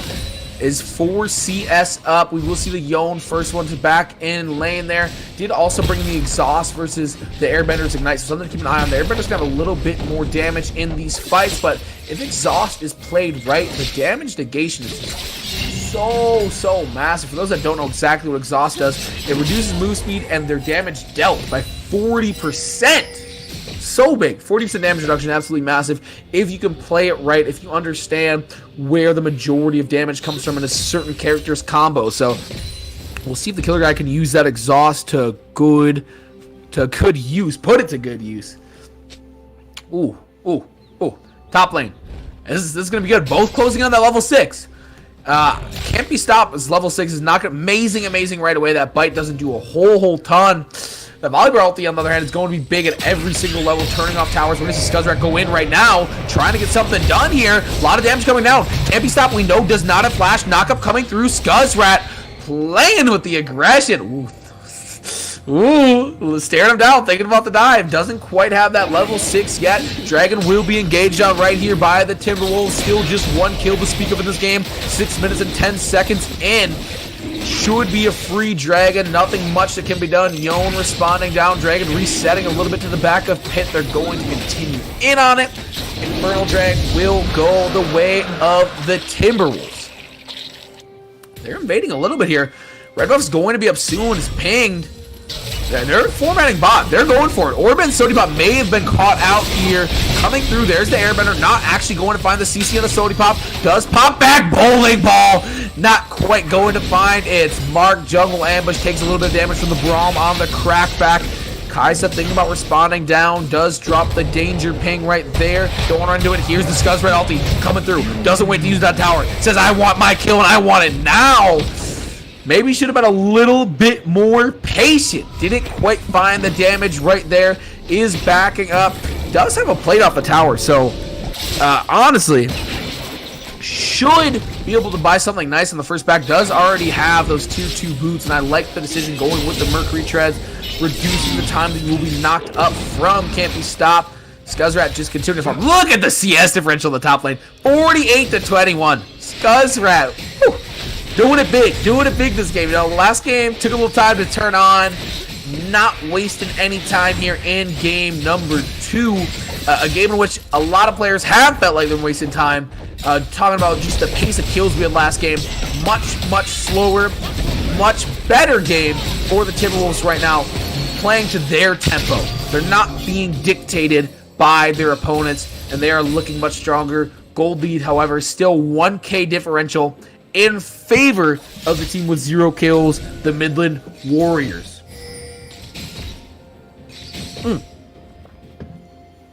Absolutely fantastic game across the board. Yeah, I mean, we got to look at the CS mid lane as well. Just the CS differential from Midland has been absolutely massive. 56 to 21 in the top lane, 68 to 56 in the mid lane, 63 to 48 in the bot lane. Tractor is lining up for gank here. We've got ganks simultaneously happening mid and bot. We're going to see if anything does come from either side. Scuzzrat trading a little bit of damage, can't be stopped. Oh, here's the bowling ball coming through. I think it hit a minion. I don't think Scuzzrat actually got hit by that. I didn't quite see what happened. Turning around here in jungle ambush. Don't mess around. I mean, don't stick around. Once an ulti is up, Scuzzrat might be able to take a 1v2 on a tower. Has Stormbreaker up in a little bit. Oh my gosh, look at the damage. Jungle ambush going low. The ulti does come through, does get put to bed. Orbit hopping through the airbender, has to flash out. Empower there in the mid lane as well. Lilia going to have to back off. So across the board, a 5v4 as Lilia has to go into base. What can be done for the Warriors right now? A bit of a power play. Rotating back to the bot side will be the bot lane. So not much going to be done. Aren't going to take massive advantage of it. Scuzzrat continues just being an absolute farm machine. Woo! Got the overalls, got the pitchfork, and is putting them to work right now. And Power has to flash to get away from that brawl. May have been a little bit preemptive. But nonetheless, has to burn it. So you got to know that this might be a time to go into the Power. Across the map, things are lining up for the Warriors to go in. Once again, last game, that first big fight, it felt like it was building and building and building. I get that again right now. Just their farm differential, the items, they're feeling stronger and stronger. They're just not ready. They're not willing to jump in head first yet, but both games have really felt like that. They just build, and build, and there comes a point where that powder keg is absolutely packed to the brim with gunpowder, and one errant spark just puts it up in flames. We're going to see if that's the case again here in game number 2. We are just over 10 minutes right now. 1 kill to none, a slow starter as far as that goes, with NTC, the Timberwolves, having the sole kill of the game, and it happened at level 1 as well. So no real kills across the totality of this game. Orbit steps forward, tries to drop some CC, not going to find it. The Lilia gank not going to be fruitful, but second drag will be up for them. Scuzzrat trying to find an entry point, won't get it there. The airbender rotating up. Scuzzrat spots it out on a ward there in the tri-bush, I do believe. Oh, no, it's a pink there. Didn't see it. Scuzzrat just has that 5th sense right there. They're going to go in. Jungle ambush. This could be bad. It has to be devoured there. Getting out does drop the ulti on the back end. They can kill jungle ambush. They can really secure this drag probably for free. Orbit not going to find it there. Regardless, jungle ambush going very low, playing pretty aggressively considering dragon is up. Orbit rotating around. They do scoop up the gold from that ward. 4 rotating to the bot side. I don't know if they can really dive tower. They would have to do it very, very carefully. They do have the brawl multi available, so it is a potential. Looks like they might try to find a gank on the volley bear here, who's just eyeing up this meal on her tower. Skylar has just been eyeing up can't be stopped for the past 5 minutes, just waiting for the opportunity to jump on tower. Look at that. Skylar just sitting there. Dragon will go over to Midland. Might prompt some action in the bot lane here with just everyone sitting around, but they will be trading Riftherald on the top side. Really, really fantastic judgment by the Airbender and Jungle Ambush to trade neutral objectives there. You gotta love what you're seeing from the Timberwolves here in game number 2 versus game number 1. Some big improvements across the board as a whole. Scuzzrat backing up. Here's the 3-man gank. Airbender not going to find the CC there. Scuzzrat trying to get through. May have to pop the ulti, but holds onto it. Just so much of a beast. Mercury tries getting out of that situation. Orbit pushing in with Sony Pop. They will crack another plate off of that tower. Hova North running in with Empower. Will be able to find something on the crackback. Probably not. Scuzzrat flashing. Coming through. Oh, dropping a lot of damage, but might not be enough. There's the ulti. Scuzzrat's health bar going low. Tick, tick. Oh, boom there. Will die, eventually succumbing to the dot damage. The killer guy responding up. 1v1 situation. Can't be stopped. Will not find the knockup. The other 2 start working on the Scuttle Crab, so 2 kills to none. The Wolves will also get second blood 11 minutes later, just about. First blood at 1 minute something. Second blood 12 minutes and 40 seconds, so quite the gap between. Excuse me, first blood at, it's like 53 seconds. So yeah, about a 12-minute gap between our only 2 kills of the game. Very slow, very indicative of very skilled play. You see a lot of skilled play that is like that. Oh, Scuzzrat. Oh, he's gonna stop the ulti. Scuzzrat coming through off the teleport, and here comes the rest of the squad pulling up. The reinforcements have arrived. Woo! Just like that, they've equalized it up on the kill board.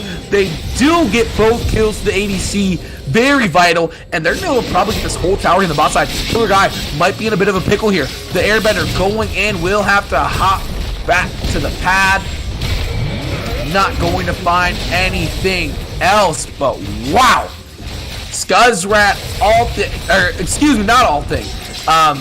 teleporting to interrupt the Tom Kench ulti. Absolutely massive there. Tractors trying to find an entry point here. Orbit going in. Oh, double slate. This could be massive. Going in. Orbit goes down. Is Tractor's next bowling ball? Not going to find its target. Wide right through that one. Straight into the gutter. But they do end up picking up a kill onto Orbit. Yet another. The Timberwolves, they are fighting back, and they're fighting back hard here in game number 2 after the loss they took in game number 1. They will finally claim a tower for the first time in the series after they lost to a perfect game in game number 1. Here comes the second charge. Jungle ambush going and take 2 tower shots on the crack back there. But I believe they will be able to finish off this tower. Not quite. So they do end up cracking 2 towers there, claiming one on the top side as well. Already 2 more than they did last game. The Timberwolves fighting back here in game number 2. The Lucian pick is the head scratcher for me right now. Does have both the kills after a bit of the tower dive. You could argue it's a spoon feed. You know, there's a lot of people that could have received the kills. Just not a fan of Lucian in the bot lane. Falls off so hard. Looks like this is a game that's going to have to go a little bit longer than last game's win for them, and it may even the series go a little longer. So picking the Lucian in the bot lane just, in my opinion, wasn't a pick. However, the style point. All the colors match, so you gotta respect the drip. You gotta respect it. From top to bottom, they got this dark blue, purple, brooding. It's not a phase mom whole thing going on. I enjoy it. I respect it. As Orbit, Sody Pop are going to lane swap here. Backing off a little bit in the top lane. Very equalized across the board. It feels like we're kind of reaching this state of equilibrium. 2 towers on one side, 1 tower on the other. No real big opportunities. No objectives to fight over for the next 50 seconds until Dragon is up. Scuzzrat may be caught out of position here, but is going to be able to escape. Getting this Scuttle Crab is going to be absolutely massive. It allows you to contest from the backside of Pit if you can get just a 1 ward on there. So big moves. Picking up that vision, especially with Dragon looming. 40 more seconds there. Tracker scooping up that red buff, gonna have a little bit more damage for the ensuing team fight. Teleport check across the board, can't be stopped, has it. Scuzzrat does not. So unless Scuzzrat is with the team, it's always going to be a numbers advantage coming across for the Timberwolves.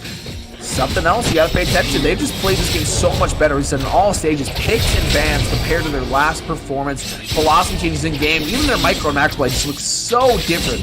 Almost like a completely different team. The Killer Guy has not quite had the free reign that they had last game on that Ahri. But regardless, it does look like it will be Midland who their first priority, probably only priority onto this Dragon. Morgan popping the shield up there, said no way, no bowling balls in my bush. Can't be stopped pushing it up. Yeah, lane's looking much better across the board for the Timberwolves right here. The farm's still a little bit questionable across the table. The Warriors, something they've done so well is just farm. 165 in the mid lane. Come on, what is this? 165 to 128. Some phenomenal stuff coming through from the Killer Guy. 121 to 118. That's very close. But the top lane, once again, Scuzzrat getting the best of Can't Be Stopped. 131 to 109.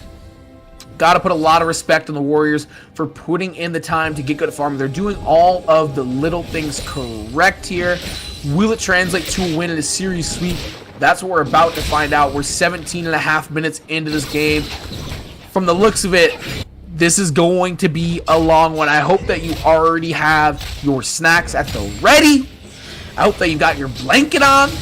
Because, I mean, Everybody, you gotta get that blankie. Everyone's got that Twitch. Oh my gosh, the flash over the wall. Scuzzrat dropping it. Woo, nothing's gonna come of it, but Scuzzrat wanted blood right there. I was not prepared.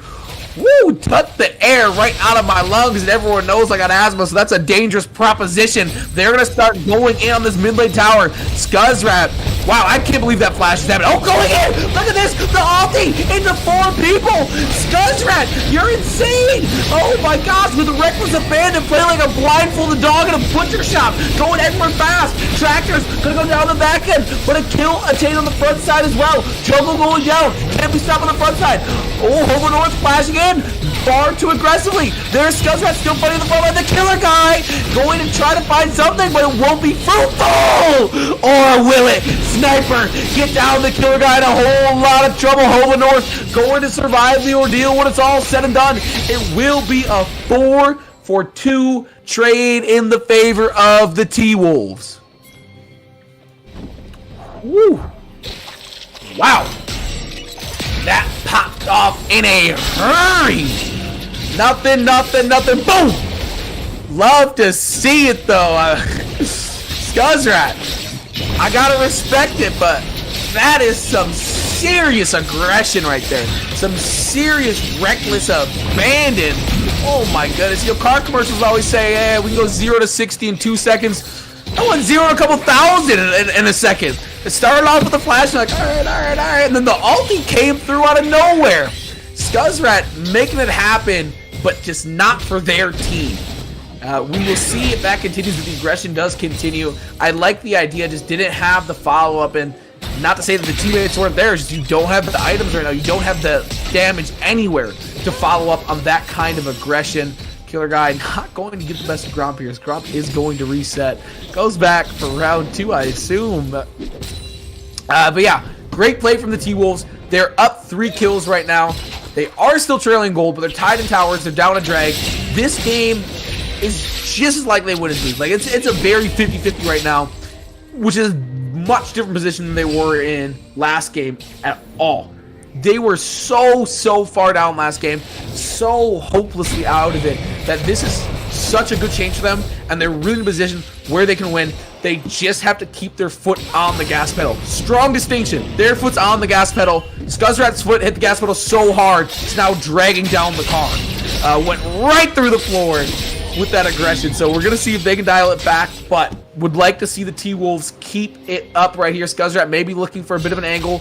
They are just going to clear wards. Neutral objectives on the board right now. We do have Baron on the table. A minute to go for this next dragon. We're going to see some backs before then. T-Wolves should have some solid priority on dragons. I mean, obviously Smite's 50-50 when both teams have it, but Bite Smite with Can't Be Stopped should yield them an absolutely massive advantage if they can be in position. Bowling ball coming through, not going to target.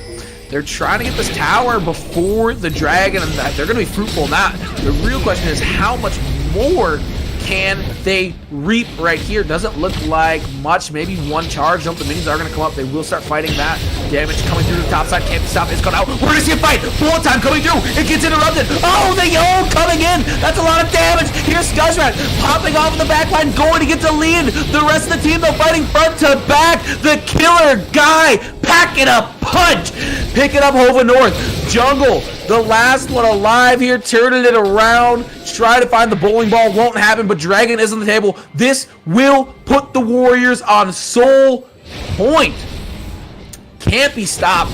Really hurt the team there, getting caught out. And for a second, it looked like they were going to be able to funnel all of the Warriors into that narrow gap in the jungle for a great bullet time. Bullet time did get interrupted. I didn't quite see from what. My assumption has to be a solidly placed orbit ulti. Braum to knock it up, to knock him out of it. But, man, went from sweet to sour really quickly for the T-Wolves. We're all knotted up at 8 kills apiece. Drag soul point now for the Warriors. This game is still way too close to call in any manner, but what a fight that was. Midland cleaning up, finding some redemption for the slow start that they have had this game. And the real question to me right now is, what do you do to recover from losing that drag fight like that? And I like what they're doing. They're taking it slow. They're warding up. They're de-warding, parts of their jungle. I mean, look at the phenomenal vision they have. They being the Timberwolves, have the Warriors bot side jungle lit up like a Christmas tree right now. And whoa, Scuzzrat, Airbender going in. Scuzzrat playing it safe, playing it smart, knows where it's going to pop back to. Ooh, but taking a lot of damage. Times the ulti up correctly. Scuzzrat shield coming through. It's so close. Oh, the bowling ball comes through. The bowling ball with disrespect. The 1v1. Scuzzrat was turning around. But alas, because the jungler's in the bot side, this is looking like a free Baron. They're not going to be able to get there in time. There's no dragon to trade. A free Baron handed over. Scuzzrat dies for the purple buff spinning around their head, but they have their eyes on the mid lane. They're going to be able to take this tower at least. Inhibitor will not follow. Orbit has ultimate up. There it is, coming through. Once again, might be the choke out getting caught out. Devour does come through. Okay, and it looks like everyone will be able to get out there. Big activation of someone have Righteous Glory? Yes, Righteous Glory. I thought it was activated for a second, but that's on Scuzzrat, so was not. Oh no, Righteous Glory, yeah, on the Cho'Gath. So Righteous Glory activated to get them out of there. They will siege that bot lane tower. That will fall. The T-Wolves keeping this one very close. They just have to make sure that they don't give up this next dragon. Scuzzrat, my God, what are you doing? Scuzzrat. Oh. Running into a 1v3 is a very interesting decision. We will leave it there, but Scuzzrat going for it, flashing, ulting, the rest of the team showing up. Scuzzrat, woo! What can be done here? Bullet time, turn around, Orbit going so low. Can't be stopped, picks up the go to Orbit, but the reinforcements from the backside, jumping in, gets deleted immediately. Double coming through for Can't Be Stopped. Night, the killer guy, getting slumped. All that's left is Scuzzrat and Soda Pop. Somehow, Scuzzrat is the one with a full health bar after all of that madness. Oh my goodness, Scuzzrat though kind of baits the team in, right? All they get is in power there. I mean, getting the ADC is big, but trading your mid and jungle and support for it, probably not the greatest proposition of all time. Oh, you got to pause at 35, at 25? I'm at 25:06. As we said, we appreciate everyone in chat sticking around. You're 25:06. 3, 2, 1, go. We should be right back into game now, folks. Once again, we appreciate all 41 of you sticking around in chat. If you haven't dropped a follow and you're having a good time, drop a follow.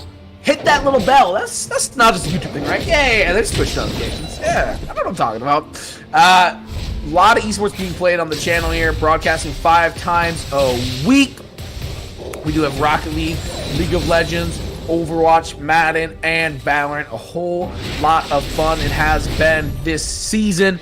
You don't want to miss. You don't want to miss any of the action at all. We do see a push here going mid lane for the Warriors, trying to find something, but Midland has not looked like the same team in game that they did in game number 1. I think more importantly, and the NECC T-Wolves just look like a completely different team here in game number 2. We're going to see if they can keep it up. Scuzzrat playing a dangerous game. So aggressive. As I said earlier, Scuzzrat looking like a blindfolded dog in a butcher shop. Not sure what they're doing, but they smell meat and they want it. Looking for a gank here. There's only 3 in the vicinity. You're walking into a 3v4 knowingly when you've been losing these team fights. Yone pushing in the bot lane. Kai'Sa deciding to back on the top side. They're looking at making a play in the bottom side of the map here. I'm not sure what that is. Dragon will be up in 35 seconds. They're dedicating a lot of time to warding up this jungle right here. Smart play, given that this is sole point, but still, they have put a lot of time into this neutral objective, and if they don't get it, you gotta think it's gonna hurt Scuzzrat. Oh no. Whoa, drops the lightning? Didn't know, has to ult out.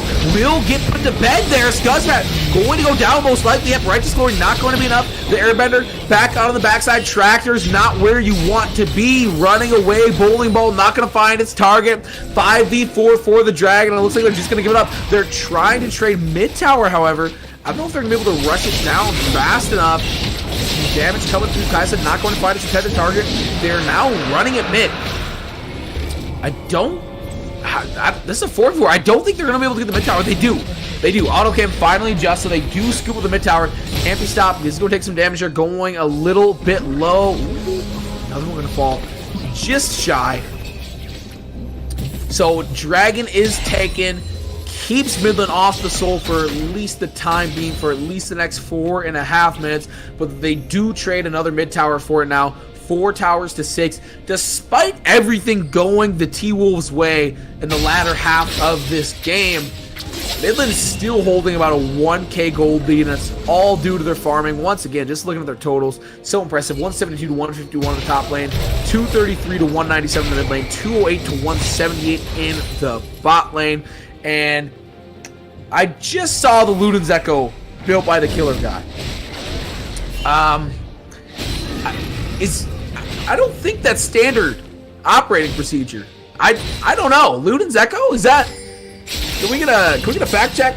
That was second item? Okay. The way it's built in order appears first. I was about to say, a little more acceptable, but whew. Upgraded W. Okay, yep, that makes sense. I thought that was the first item. I was gonna say a little iffy, but makes a decent amount of sense put in that context.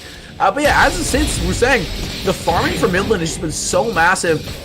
They've been able to keep a gold lead despite nothing really going their way in the last couple of minutes of this game. We're going to see if they can finally find some success in a teamfight environment. The T-Wolves doing it all and doing it all well right now. We knew they weren't going to go home quietly.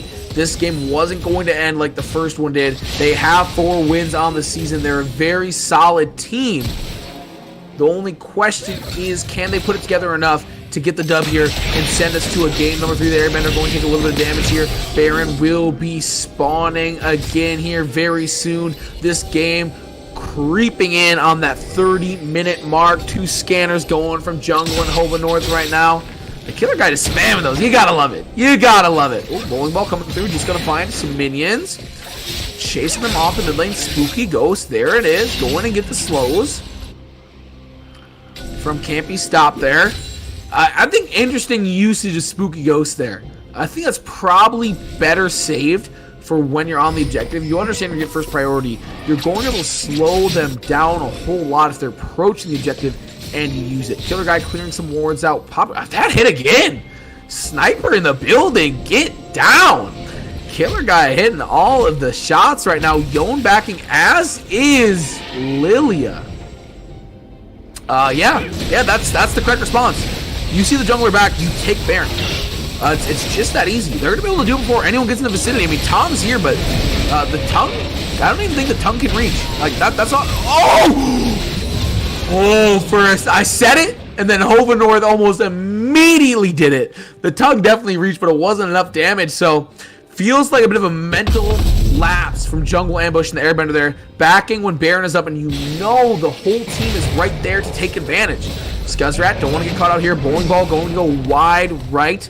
Next Dragon won't be up for another minute and a half. We'll be able to get the fast back here. The scanner doesn't pick up. Oh my gosh, Houdini himself in the flesh. Woo! Getting out of there. Scuzzrat has been... Yeah, there's no better way to describe it than what we've been saying. A blindfolded dog in a butcher shop. I guess, you know what? Playing Volley Bear. A blindfolded bear in a butcher shop. Oh my gosh. Scuzzrat, just play with it all out. It's all playing loose, and I like it. Not been the greatest for the team, it feels like at times, but I have liked the passion, the reckless abandon. We're going to see if it translates to a win later in the game. 31 minutes and 20 seconds into this one. Gold lead only growing as the farm grows. As I said, despite things not really going their way in team fights, they're playing it smart. They're still getting the neutral objectives, and they are still farming so well. Down 4 kills, but up 4k gold. Not often that statement will come out of a caster's mouth, but here we are tonight, and Midland is doing it. I feel like I said this the last time we streamed Midland, with the exception of Scuzzrat. This really feels kind of like the Spurs of League of Legends. You know, they're gonna grind you out. It might be a little boring at times. You know, they're gonna go for anything too exciting, but do they get wins? Absolutely, and that's what matters. They're doing all of the little fundamental things right, and that's what matters. Dragging up in 3 seconds. This is for the soul. We are going to see a fight here pretty much no matter what. 5 on 5. We are ready to rumble. Empower takes some damage on the front of there. Spooky Ghost once again maybe a little bit preemptive.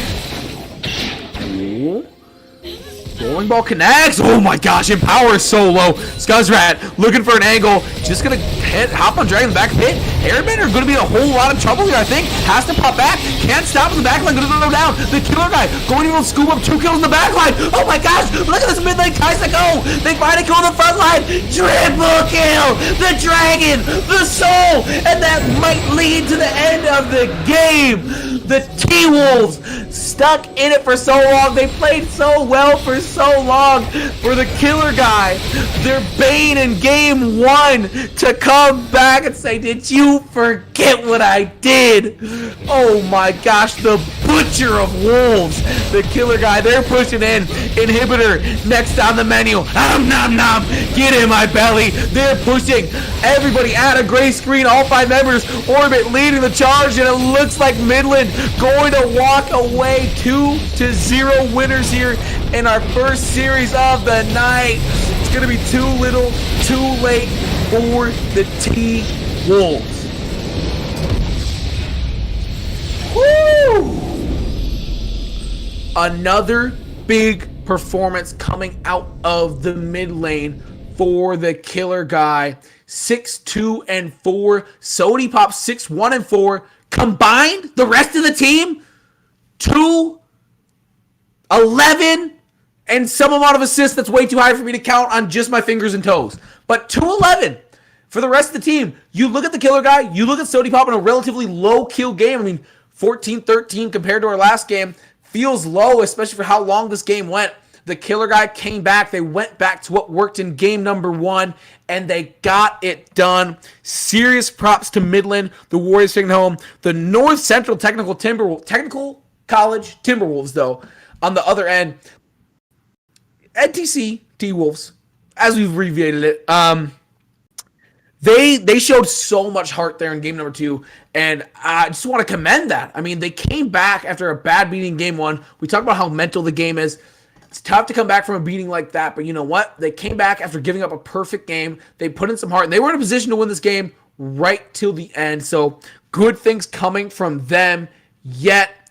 Appreciate everyone sticking around. We have another best 2 out of 3 coming later tonight in the Challengers Division at 8 p.m. Upper Iowa. The Peacocks will have Coach, not in the booth, but in spirit, as that is his team. They're sitting at 4-1, going up against the Rio Grande Red Storm, sitting at 0-5. Between now and then, we're going to take a brief intermission, not intervention. You know, give the vocal cords a little rest, show them some love, get some water, probably some hot tea. So we are going to step away, but before we do, just want to make sure to tell everyone in chat to follow and let you know that the NECC is sponsored by HyperX. No matter who you are or how you play, we're all gamers, and by ESTV, the first ever dedicated channel for esports and gaming personalities. That is all we have here. We will see you on the other side.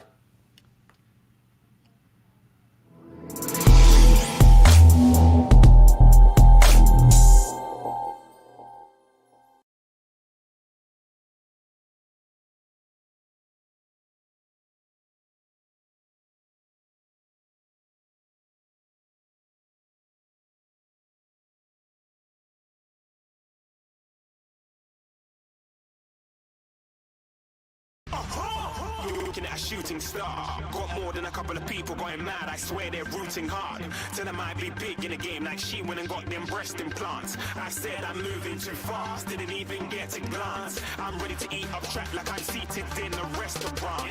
If you had swag like mine, you know it's best to flaunt. We on, hating because you want. Shining like it's neon, rock like kings of Leon. Shooting stars across the galaxy. I stand out, so don't be mad at me. Infiltrate, I'm with my strategy. When I turn up, they never just have to leave. Shooting stars across the galaxy. I stand out, so don't be mad at me. Infiltrate, I'm with my strategy. When I turn up, they never just have to leave. Yeah, shoot, yeah, shoot, yeah, shooting, yeah, shooting shots. Shooting stars,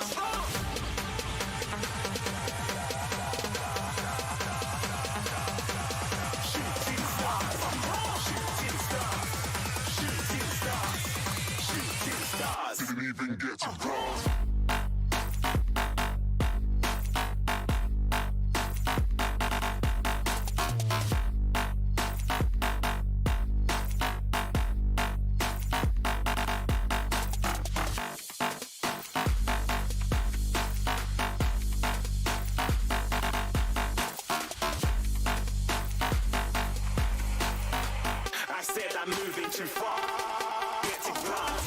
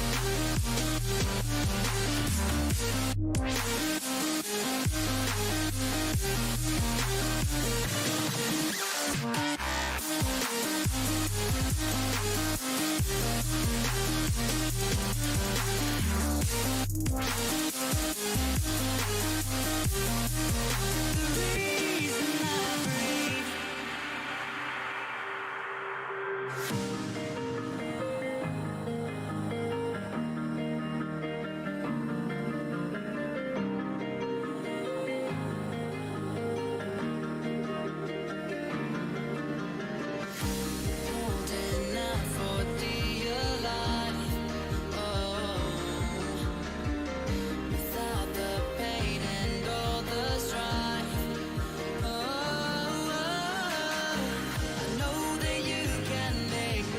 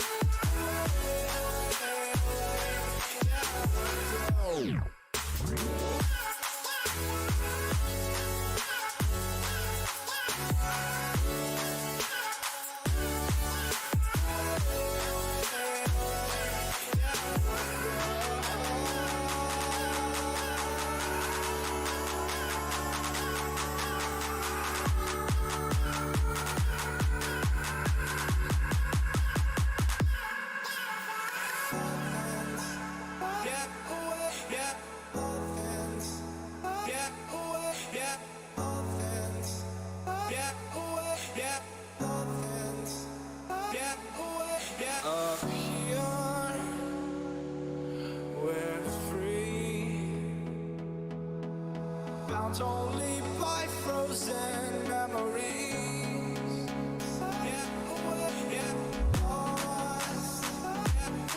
It's fine.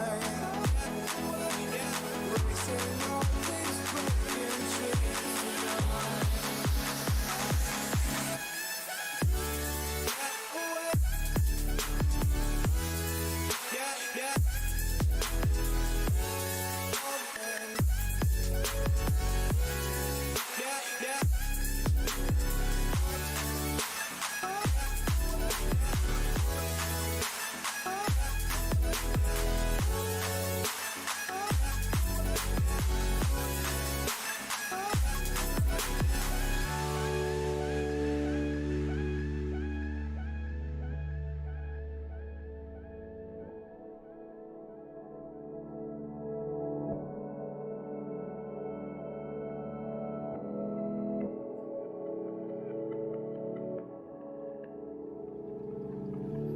I can't find my way back to you until you make amends with the demons you've been through.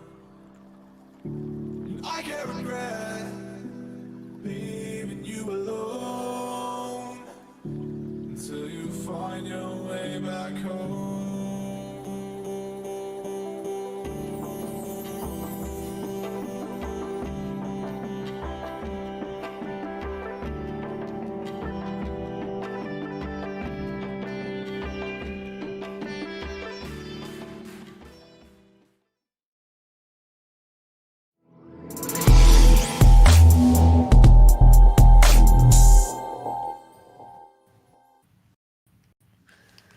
And welcome back to the NECC. We do have our second match of the day coming your way.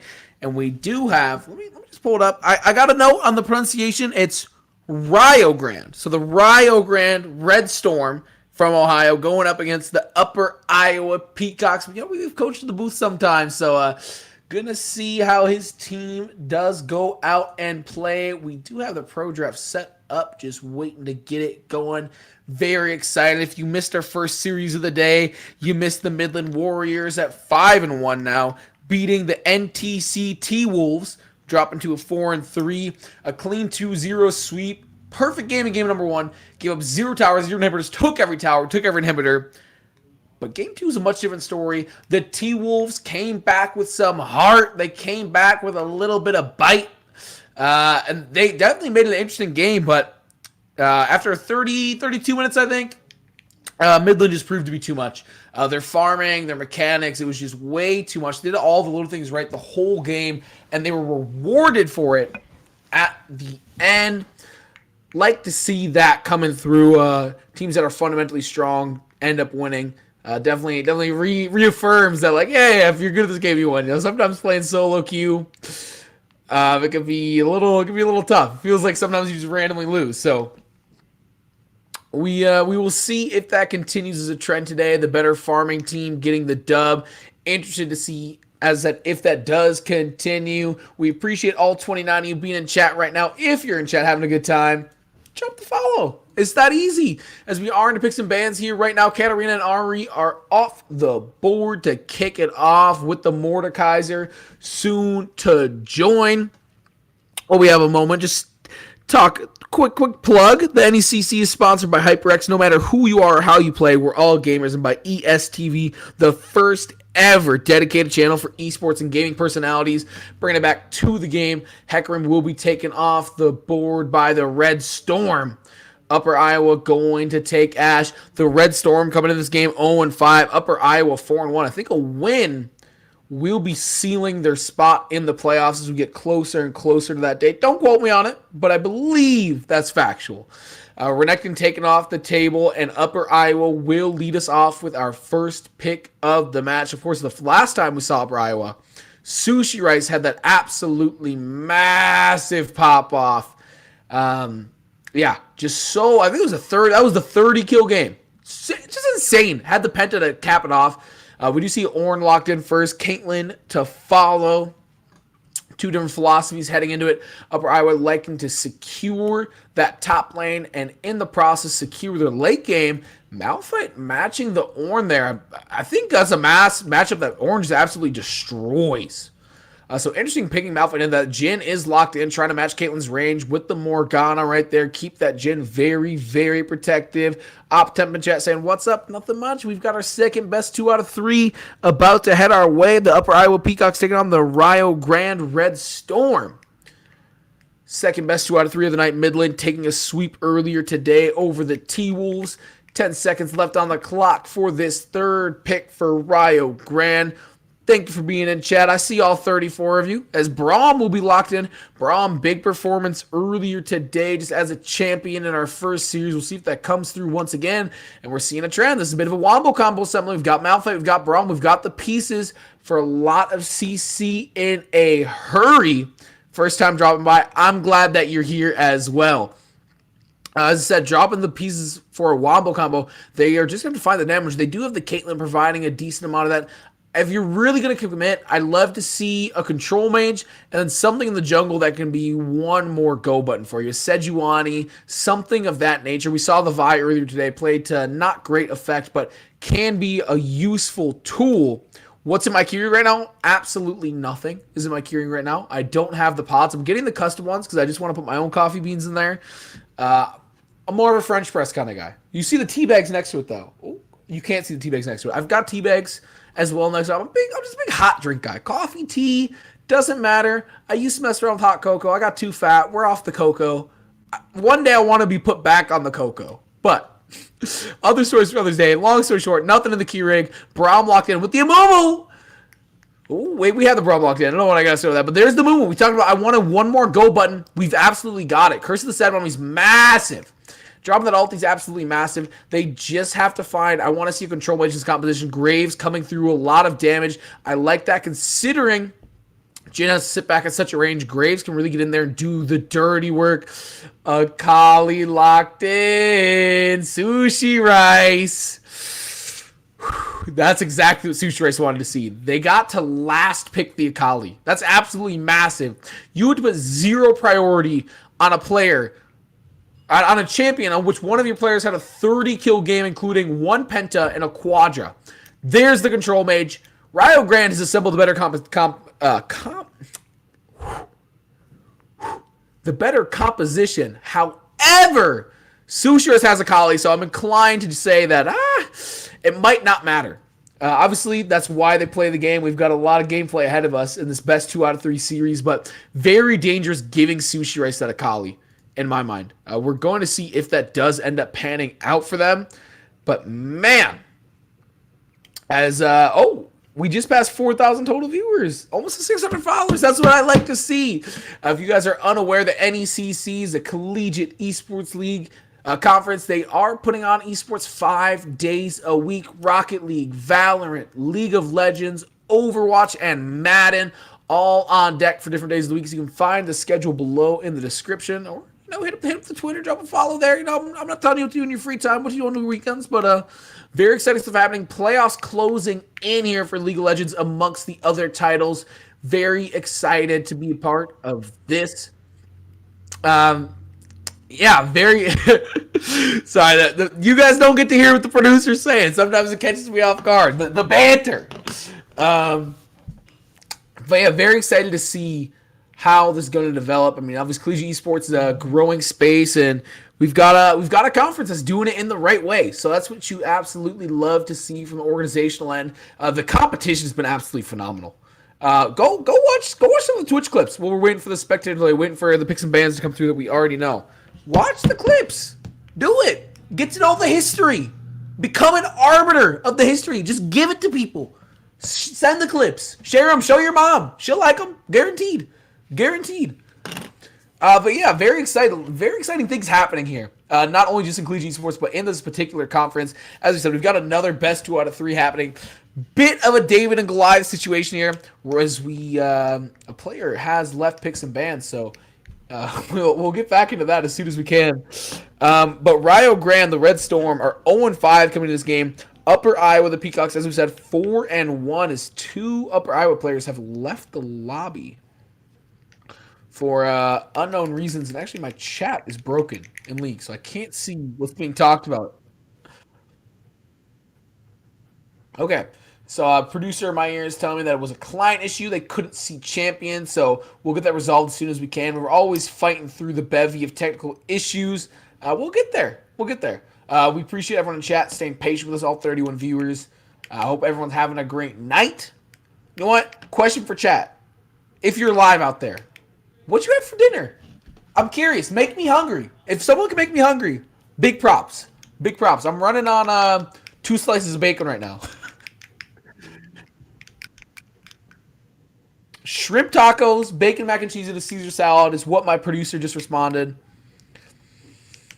What's the sauce on the shrimp tacos? Go through the anatomy of a taco real quick. I'll relay stream. I got you.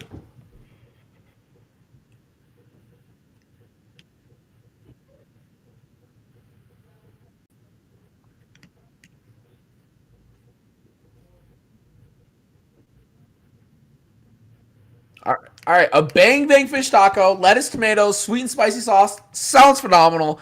The Caesar salad's 0-1 for me. I'm a big salad guy. I love salad. Like I said, I got off the cocoa. I got on the salad. I lost a lot of weight. Let me tell you right now, that's such an adult move, getting off the cocoa.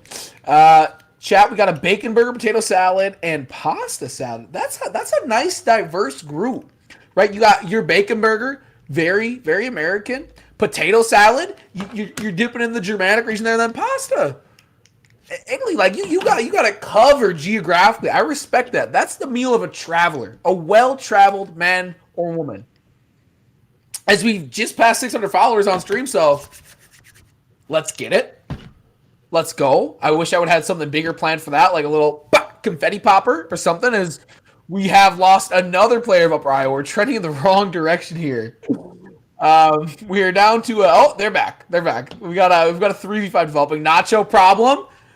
And there is Luna. So we are back up to our full 5v5. We just got to get them back into picks and bans. We know what the champions will be. Once again, I appreciate everyone in chat staying patient here. They know the game is coming. I love you guys. I love you in chat. Big hug. Big hug for me. Big emphasis on the big. I'm a big dude. We talked about this last week off stream. I guess I don't look tall from how my camera is situated, but with shoes on, I'm 6'4". I'm 6'3" and like a little bit of change. So I guess I don't look tall, but I promise you, I give hugs so A1 they belong on a steak. Promise you. They're just the best. The best hug. Yeah. Weird tangent. I don't remember how we got there, but I'm glad that we're back to picks and bans here. Renekton off the table as we already knew was coming. Director said I gotta change my camera. Do we need like a side view so you can just see how long my legs are? Like every now. Oh yes. Last week I had to change my camera. That is where that came from. But yeah, weird side tangent. Excited to get in the game. Just looking at things that are locked in. Once again, I really like this Ornn pick opening it up, and I think that Danny Boy's gonna have a lot of trouble laning against Ornn with that Malphite in the top lane. But we will find out once again. The money has to be on the Upper Iowa Peacocks. The Rio Grande Storm 0-5 right now in league play. But you know what? They're thirsty. They're hungry for more than just those fish tacos. They want that first win, baby. They are ready to put it on the line. You know, A lot of times, there's nothing more dangerous than somebody with nothing to lose. Guess what? Going 0-6 keeps your win percentage at the same place where it is. There's no reason for them not to go all out. There's no reason for them not to try something stupid, is how I'm going to put it. Like wacky, just something stupid, something dumb that you might not expect. So we will see how this pans out. I'm very excited. I really love their wombo combo composition. The Cassiopeia was just a... much like that Caesar salad was the... in my producer's meal, that Cassiopeia is just a... on this composition. You talk about the placing down the miasma on top of this wombo combo, just dropping so much damage over time, that damage getting in there. It'll sneak up on you. There's a lot of times where Cassiopeia is doing so much more than thing. That combination with a Twin Fang, obviously the ulti from Cassiopeia can be a go button all on its own. All these pieces work well together. The Caitlyn feels a little bit odd one out. And I don't think it really matters too much for ADC as long as they're doing damage. But can you imagine this with like an MF?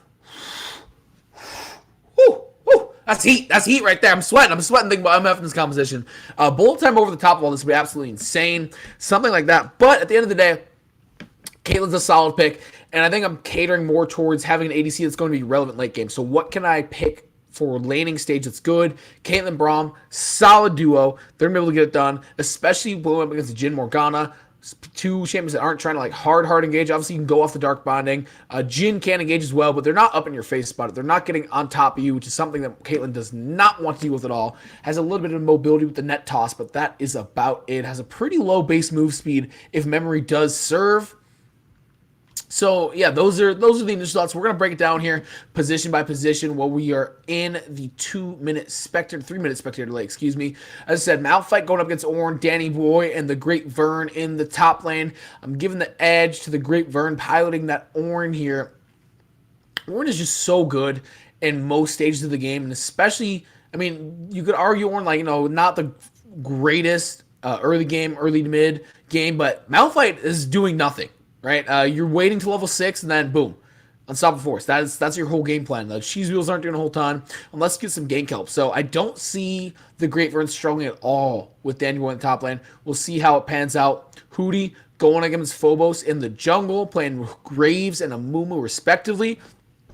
I'm going with Hootie taking the advantage on the early game, but once again, this is a situation where you don't pick Amumu to win your jungle early on.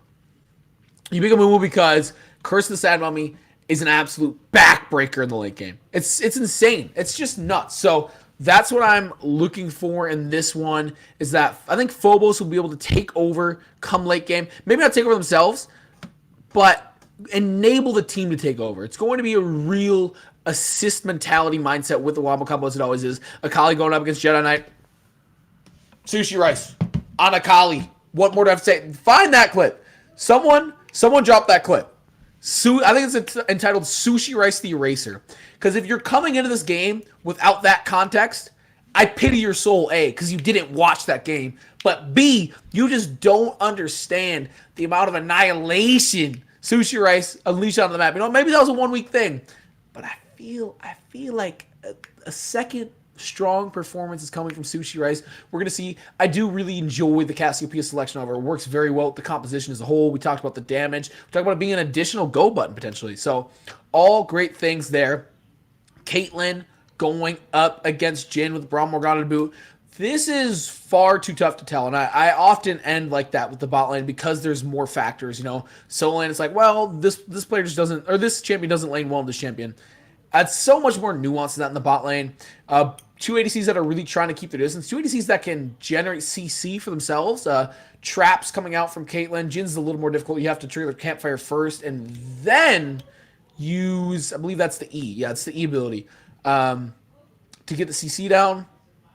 Both ultimate from quite a range and aren't useful during their ulti. They're very susceptible to being CC'd in their ulti and dying. So there's lots of interesting things, and they've paired them with two very defensively minded supports. So both these teams, in my opinion, are just looking for their ADCs to survive laning phase and not trying to dominate, which is A-okay, especially when you're building that wombo combo, especially when you're banking on Sushi Rice and potentially Hootie carrying you into the late game where those ornaments just are too massive to be dealt with.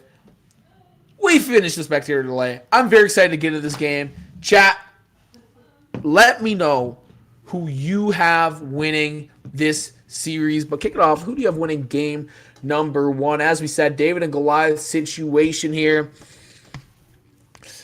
Rio Grande has their work cut out for them. Being 0-5 coming into this definitely hurts. Upper Iowa 4-1, solid program. Obviously, we've had Coach on here a few times. Love picking his brain. Oh, I've just loaded in. I am now paused at 5 seconds. All right, Mr. Producer. All right, once I get the go ahead, we'll be good to go. All right. Oh, what's the time code for you? All right, once I get to 19 seconds, we're going to get this game. Once again, we appreciate everyone in chat staying patient with us. The rigmarole of production on pause at 19. We're going to go in 3, 2, 1, go! Welcome to match number 2 of the night. We have the Rio Grande Red Storm on the red side, keeping it easy here in the booth. Headed up by Danny Boy in the top lane, Phobos in the jungle, Jedi King in the mid lane, ASAP in the bot lane with Daggett. Coming out on the other side, the Upper Iowa Peacocks coming into today's matchup at 4-1. The Great Vern in the top lane, Hootie in the jungle, Sushi Rice in the mid lane, Nacho Problem, and Luna heading up the bot lane. Very excited to see how this one develops. As we said, a big underdog story coming in.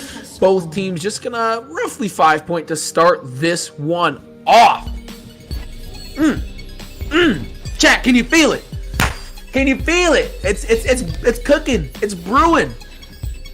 We're here early on, but something about I just seeing Sushi Rice's username again gets me excited, gets me hopeful that we're about to see a pop off of massive proportions. We're gonna see, looks like Phobos not taking the leash and going to go after the big buff right away. Smart warding from the other side. They do have a ward on to the backside of Chicken Pit right there. Both bot lanes going to be able to go right away, but Morgana and Nacho Problem just holding in the bush. Just some cheeky level 1 play. Yeah, they don't want to miss out on farm. They're going to have Phobos in a fight for the life with red buff. Going to have to use the smite level 1. Scoops that up, heading over. Might see a early gank here from Graves, potentially eyeing it up. Going to walk back down. Do have a ward in the try there. CC going to come out and not connect on the bot side. Little bit of damage traded right there. Daggett gonna take one to the back. Jedi Knight, Phobos in the vicinity after starting on solo. And I mean, if you can do it, if you can start solo camp, it's very, very fruitful for your team. But the issue is the health bar. So we'll see if the clear is affected at all. The clear time for Phobos to start off on this game for the Red Storm. Jedi Knight just holding in the mid lane as Sushi Race starts to push under tower. The initial farm lead will be headed the way of Upper Iowa. The Peacocks come out of the gate strong right now, especially in the top lane, 9 farm to 4. Matchup that is going to be tough, as you said, early on for this Malphite, late as well. Orange is so strong throughout the game. Phobos! Oh no! Blue buff said, oh no! Phobos popping back in! Blue buff! First blood! Oh my goodness! Woo! The heavyweight fight between Phobos and Blue Buff ends with Blue Buff putting a little bit of coin in their back pocket. Ooh, gonna come back. That Blue Buff's gonna have a codex or something.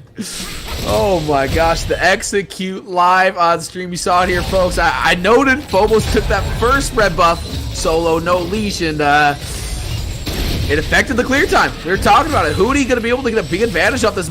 Having that knowledge, might see some earlier ganks from Hootie, just knowing the state that Phobos is in. Only level 2 right now, already level behind. That's only going to get worse. Oh, the root coming through. Good prediction. CC chain. They're not going to have the damage to do anything else significant. Going to get a little bit of damage on the Luna on the crackback. So nothing too big, but here comes Graves invading. Oh, times it up well. Going to meet a Mumu at this blue buff. Saying, hey, where you going, Phobos? Oh, the flash coming through. Hootie. One more auto. Tick, tick, tick on the ignite. Getting in there. First blood. Phobos has already died twice over. Hootie, don't do it. Oh, no. What? The disrespect, the quick back. I don't know how you justify that, but just dies under tower for free. The execute. Oh my goodness, Hootie. Woo! Phobos as a family. You can't just be doing that to people out here. So the back there from Hootie, going to get some items. Wow. What a fiesta. This is a fiesta right now. Not quite a cloud fiesta, but something's happening right here.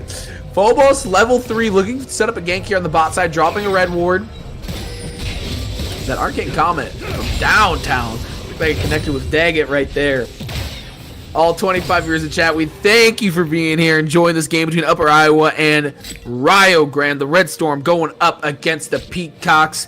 We've said it all night. It's the big favorites, Peacocks coming in. The Red Storm 0-5 in the season. Peacocks are 4-1, and it's showing right now. The Peacocks will be on to drag here if they want it, but they're just going to clear the vision.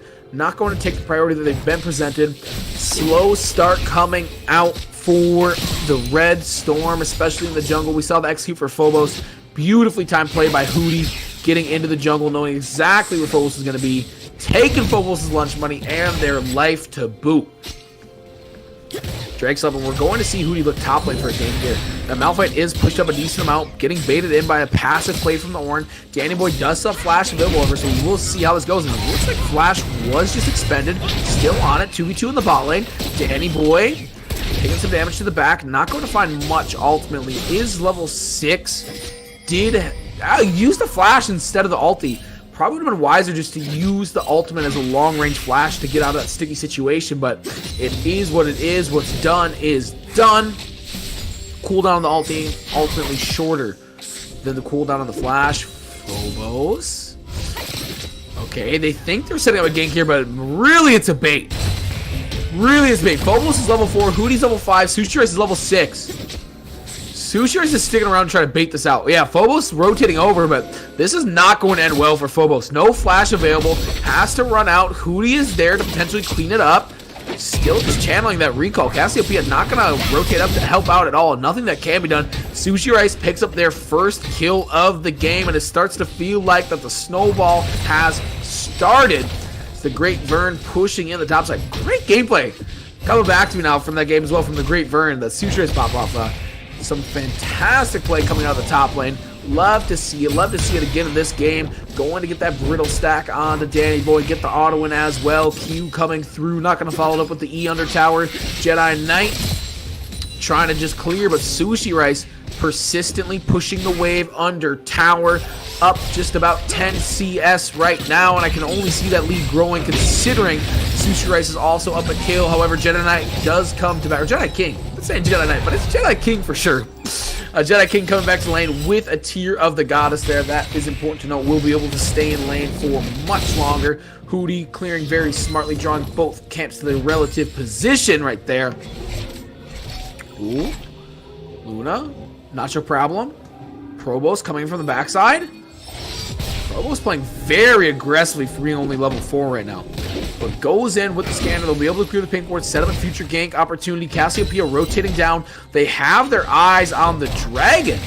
So they're going to go for this neutral objective despite being down 2k gold across the board. Sushi Rice rotating down just to see what all the fuss is about. Smite coming through early, but it's not going to matter there.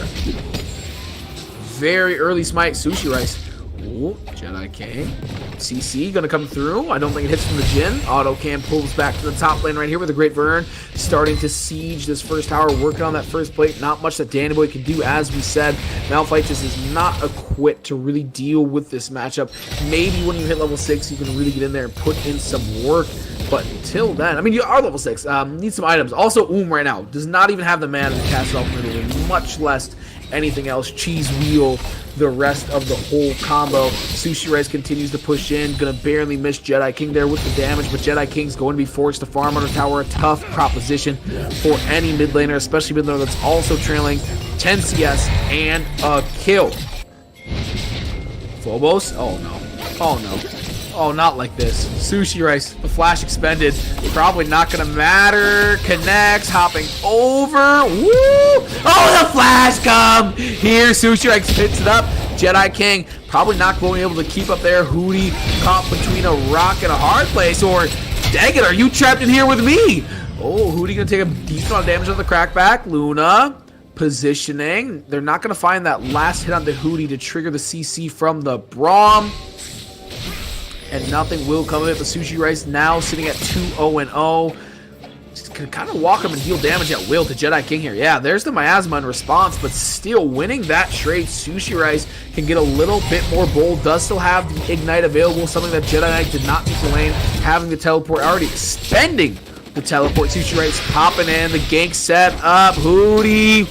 They do get the flash from Jedi King. Very good. Jedi King also missing the ulti there. We Oranhorn coming through. Further the top lane gets the double knock up there. First with the E, then with the Oranhorn. Danny boy going low. Doesn't ult. Danny boy had ample opportunity to ult there, hop over the wall and get out. The range is absolutely massive and unstoppable force. So not really sure what the thing was there. May have not realized that they had it up, but nonetheless, Danny boy's dead. Bobo's trying to set up a gank. Probably thought they were spotted, but just instinct by Sushi Rice going to that bush, hiding for a little bit. Pushing happening in the bot lane. Phobos trying to clear, not level 6 yet. That's what's really hurting the team right now, really dragging them down. Your jungler isn't level 6 at 10 minutes and 40 seconds. Akali continuing to push in this mid lane. You want to be able to help out your mid lane, right? You want to be able to help out your bot lane, but you're not doing anything until you hit 6 and you hit that Curse of the Sad Monk. And that's kind of the whole reason that you're playing the champion in the first place. Not your problem. Luna going to escape there. Braum looking to set something up, but alas, Daggett has no follow through. Just gonna settle and clear some wards in the backside of Drag Pit.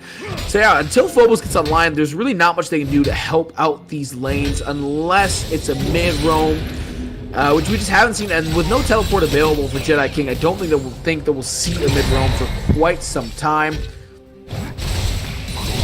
Daggett rotating down to the bot. So once again, the Great Vern's absolutely dominating. Look at that farm differential of over 50 in the top lane. So evident that the Orange is just absolutely crushing this matchup. They're going to drop the Rift Herald top. Will win the top side, but rotating away from it now. Not going to help, and will now be turning around. Still not level 6. Hootie running parallel to Danny Boy. Phobos can't even get in there. We'll see Danny Boy. Oh, there's the flash. Still has the ultimate available, but shouldn't need to use it to escape and doesn't need to use it to escape. Getting out right there. They do claim that first tower of the game on the top side with the Rift Herald. Luna coming through. Daggett will pop the spell on himself. 1v2 situation here for Hootie. Jedi King responding up. 1v3. Danny Boy decides to just ult over the wall. Not going to find him. Follows. In the 1v2, they do find a kill. Sushi Rice. Ooh. Will they earn the nickname of Eraser once again? Putting in work on Jedi Knight right now. Slip and slide to avoid the petrifying gaze. Jedi King could do nothing but watch as they were put 6 feet deep. 6 kills to 1, the differential across the board right now. Sushi Rice scooping a red buff. You know, you don't know when you're going to pass around these parts again. Might as well get it while you're here. Luna putting down some damage on the bot side. Danny Boy walking up to the Great Vern just to get smacked with the hammer. The Great Vern putting in some work this game so far. Same can be said for Sushi Rice. I mean, we've got a bag of gold on Nacho Problem's head for the farm, and all the rest doesn't have a kill. 0-0-0, a bag of 150 gold. Hello. If that doesn't tell you the state of the game, then nothing will. It has been all peacocks all game long. Upper Iowa looking like the team to beat this matchup. Phobos hopping over the wall. They're looking for Dragon number 2. That is the one thing they have done well. They secured that first Dragon of the game. Teleport coming into the back of Pit. Traps are dropped. ASAP backing out of Pit. Great Vern, Oranhorn, level 10. 3 levels up with everyone. Oh my gosh, what a massive Oranhorn. The Great Vern sends it down Main Street and finds everybody. Jedi King on the backside, dropping some damage, but it's looking pretty futile right now. Goes down next. Dang it, the last one up. Curtain call, and it looks like it's going to be all curtains for Daggett. Double kill over to Hootie. Nearly an ace if Malphite wasn't being rock solid in the top lane. Woo! They popped off right there. My goodness, that Oranhorn, as I said, Great Vern sent it right down Main Street and found everybody. 3 knockups, 4 kills. They get the Dragon to boot. Up so much gold right now. 7K is the gold lead. 8 kill lead. Up a tower. Tied in neutral objectives. Tied in dragons, that is. Really up in neutral objectives when you do count in the Rift Herald that has died. wow. You can see why this Peacock team is 4-1. They are just playing so well. Sushi Rice, as I said, I was hoping for a big performance. 4-0-3 right now. Going to do some damage under tower. And speaking of under tower, Hootie going in with the help of Luna. 2v3 situation. And Hootie's going to pick it up. Oh my goodness. 5-2-2 on a kill streak. 450 bounty on their head. Sushi Rice, blood in the water has been smelt. Danny boy, where are you going? Has ulti available. Has not used it as an escape mechanism yet. Would like to see if that starts soon. It's not going to happen. Oh, Sushi Rice actually goes low under tower. Danny boy holding their own. Sushi Rice starts the back. Jedi King. Want to put down some damage. Sushi Rice sticking around right now. Great burn, putting in some damage on tower. Jedi King. Okay, Sushi Rice has to back out of the bush. Does take a little bit of damage there. Daggett chasing Hootie and Luna. They're fighting over this blue buff, a proposition that Phobos has lost in the past. 3v3 situation. We know the strength is with the Peacocks here. They take the weapon in the bush. Phobos, I think you just have to give this up. It's just a blue buff.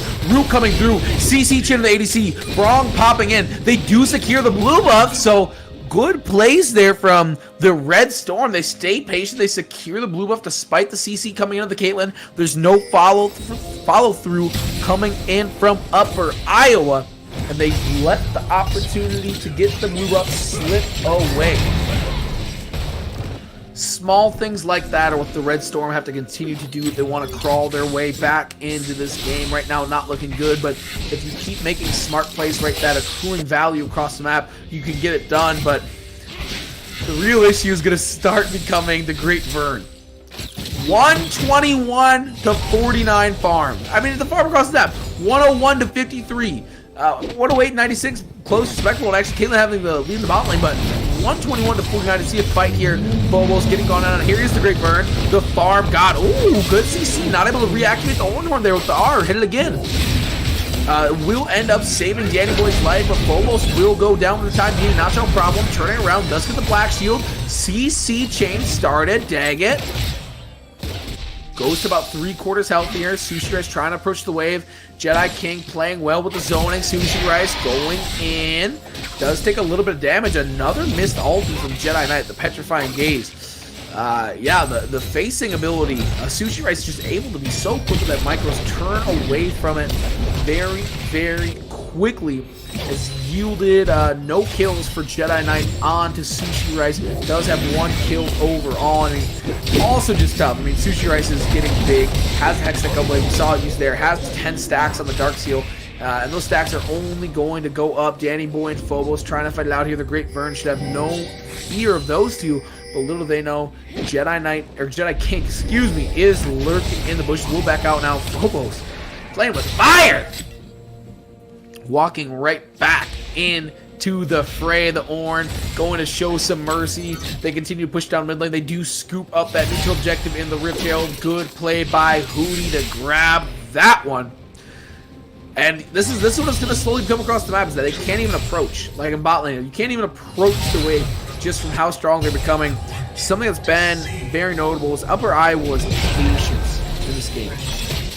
They are up what is essentially, right, 9k, a little bit less gold. Is we're going to have to pause that, but I'll put it in the back burner for a little bit because Sushi Rice is turning up the heat on the front of the oven. Oh, ulti not going to find its way. Sushi Rice turning around once again.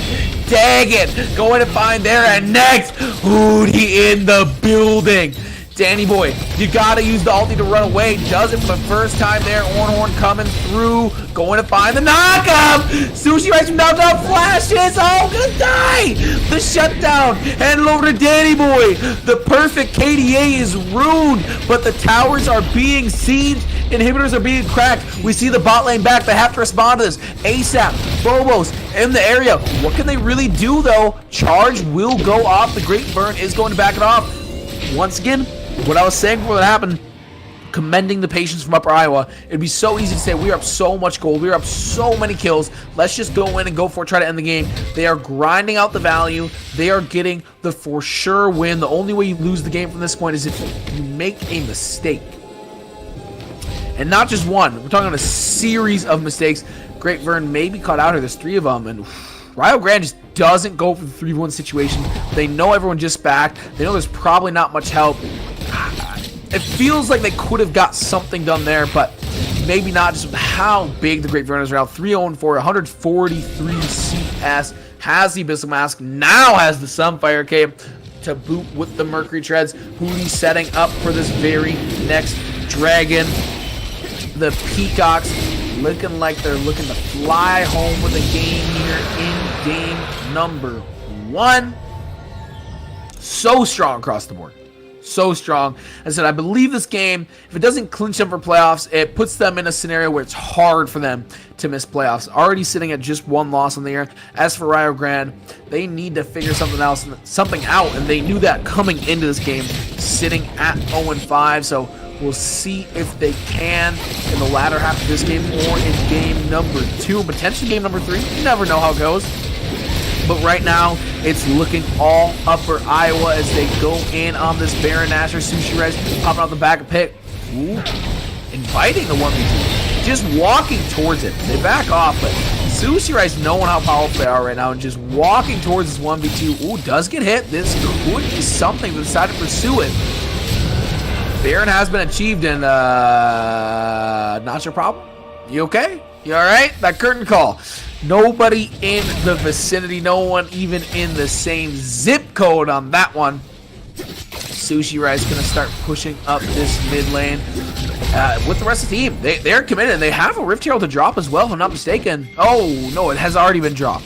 But they do have that Baron buff, of course, and it's looking like, as we said, a slow wrap, a methodical meat grinder of a game. 21 minutes in, but they've had a lead this big for quite some time, and you just kind of felt it for quite some time. Sushi Rice and the rest of the squad being done. Hootie popping over the backup pit. Gonna find Phobos and find a kill as well. Slip and slide, getting in there and getting it done. Great Vern. Bonk. Bonk. Bonk. Just going at it in the top lane.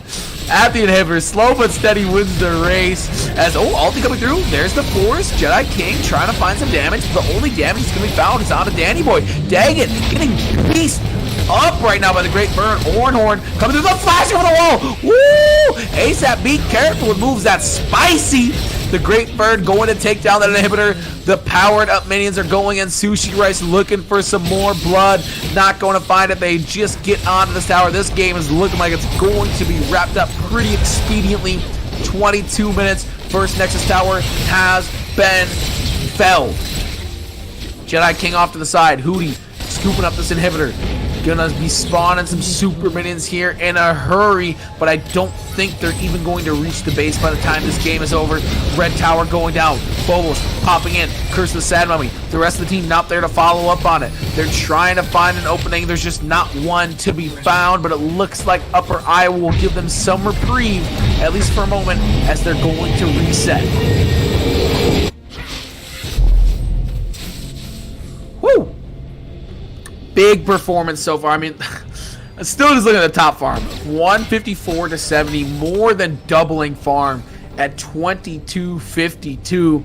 Just so dominant across the board. 156 to 80 in the jungle. Mid Cassiopeia right now. Jedi King has actually come back and claimed the farm lead there in the bot lane as well. They do the farm lead, but so hard to overcome that difference in top and jungle.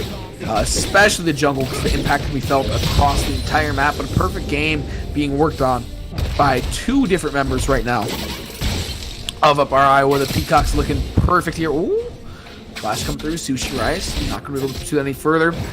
Of course, that will be the Great Vern in the top lane of the perfect KDA, and not your problem. Working on a 103, kind of a quiet game on the Jhin, but now has that Molten Edge upgraded. Could be big things now with the damage coming through. CC trying to come through. Not going to find it, but this will be a bit of a tower dive. They're just going to proxy farm and starve them out from underneath their own tower. Daggett, Danny Boy really have nowhere to run. Double knock him on the Ornhorn once again. Highly accurate with those. Double kill for the Akali. Sushi Rice cleaning up. Expected absolutely nothing less, considering the last performance that we saw. Oh, curtain call. Here it is. This one's actually going to have some valid targets. CC coming through. One more should do it. Not your problem. Picks it up. Gets their second kill of the game. 141 farm to boot. Luna backing up, but it's a 5v3 situation. Hootie just getting into the base. Said, Let's do the dirty work. We can't let the minions do it all. The minions have started a siege though. So many supers in the base. Jedi King losing a lot of health bar just away. Daggett coming through. They got to do something in a hurry. Daggett going and put that Q right into the face of a minion. This game will be over, provided a miracle doesn't descend here from the heavens, and it will not. No one dying quite at the end there. A 24-minute, 47-second game in which Upper Iowa grinded out value until the very end, playing so well along the way, farming so well, doing everything right. I know that coach somewhere is smiling, big grin, ear to ear. Coach Jim. There are multiple coaches. Good note by the producer. When he's in the booth, it's just Coach. Coach Jim is smiling somewhere ear to ear about that first performance.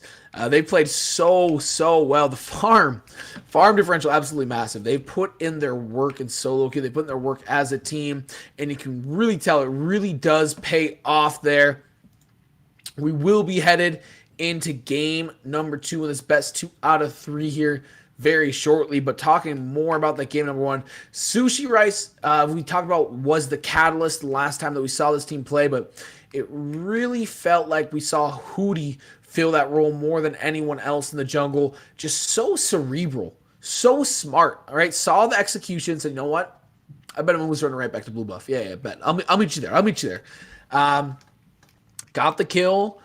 Pestered Amumu throughout the game, was just in the jungle, was in lanes doing things. Was not in top lane, but didn't need to be. As I said, that felt like a matchup that we knew which way it was sliding the moment the champions were selected.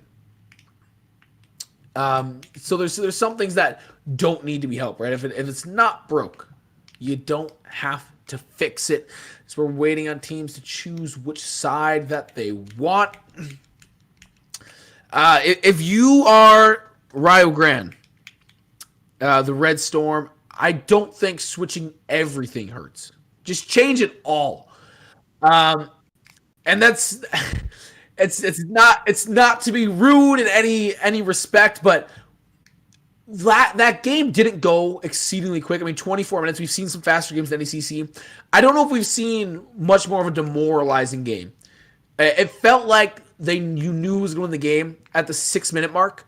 And as we said, Upper Iowa just took it so slow and steady and patient. They didn't have to, but they did. Smart play by them. As I said, I'd like to see some smart League of Legends like that, but they need to change a lot. Philosophically, picks and bans, which side of the map you're on. Do it all. Change your mouse, change your headset, change your monitor. Do something. Just not because those things are the problem, just to get a fresh start. A change is going to give you some new perspective. So I think that they should really just try something they've never tried before. You know what? It may result in them losing in 18 minutes. But you know what else? It never hurts to try and gain some fresh perspective, gain some fresh film on some things that you've never done before. Maybe throw a curveball in the lineup, right? You don't know what Upper Iowa can react to, how to play against. So that would be my thought process if I was on the comp. Just waiting for a pro draft to be made. Waiting for one of the players to hop out of the spectate client. Unless this is turning into a little streaming action now. Right now I'm on game. I hopped out of spectate. We're good. I mean, I got it. I got the juice. Don't worry about it. I can pop in if they needed me. But yeah, I appreciate everyone in chat sticking around, all 26 viewers for that first game. If you're just joining us, this is our 8 p.m. Challengers Division, excuse me. Upper Iowa Peacocks took game 1 up against the Rio Grande Red Storm. Earlier tonight, you missed a phenomenal showing at 6 p.m. in which the Midland Warriors took out Northcentral Technical College Timberwolves. To put it short, the NTCT Wolves. NTC blown out in game number 1. A perfect game, actually.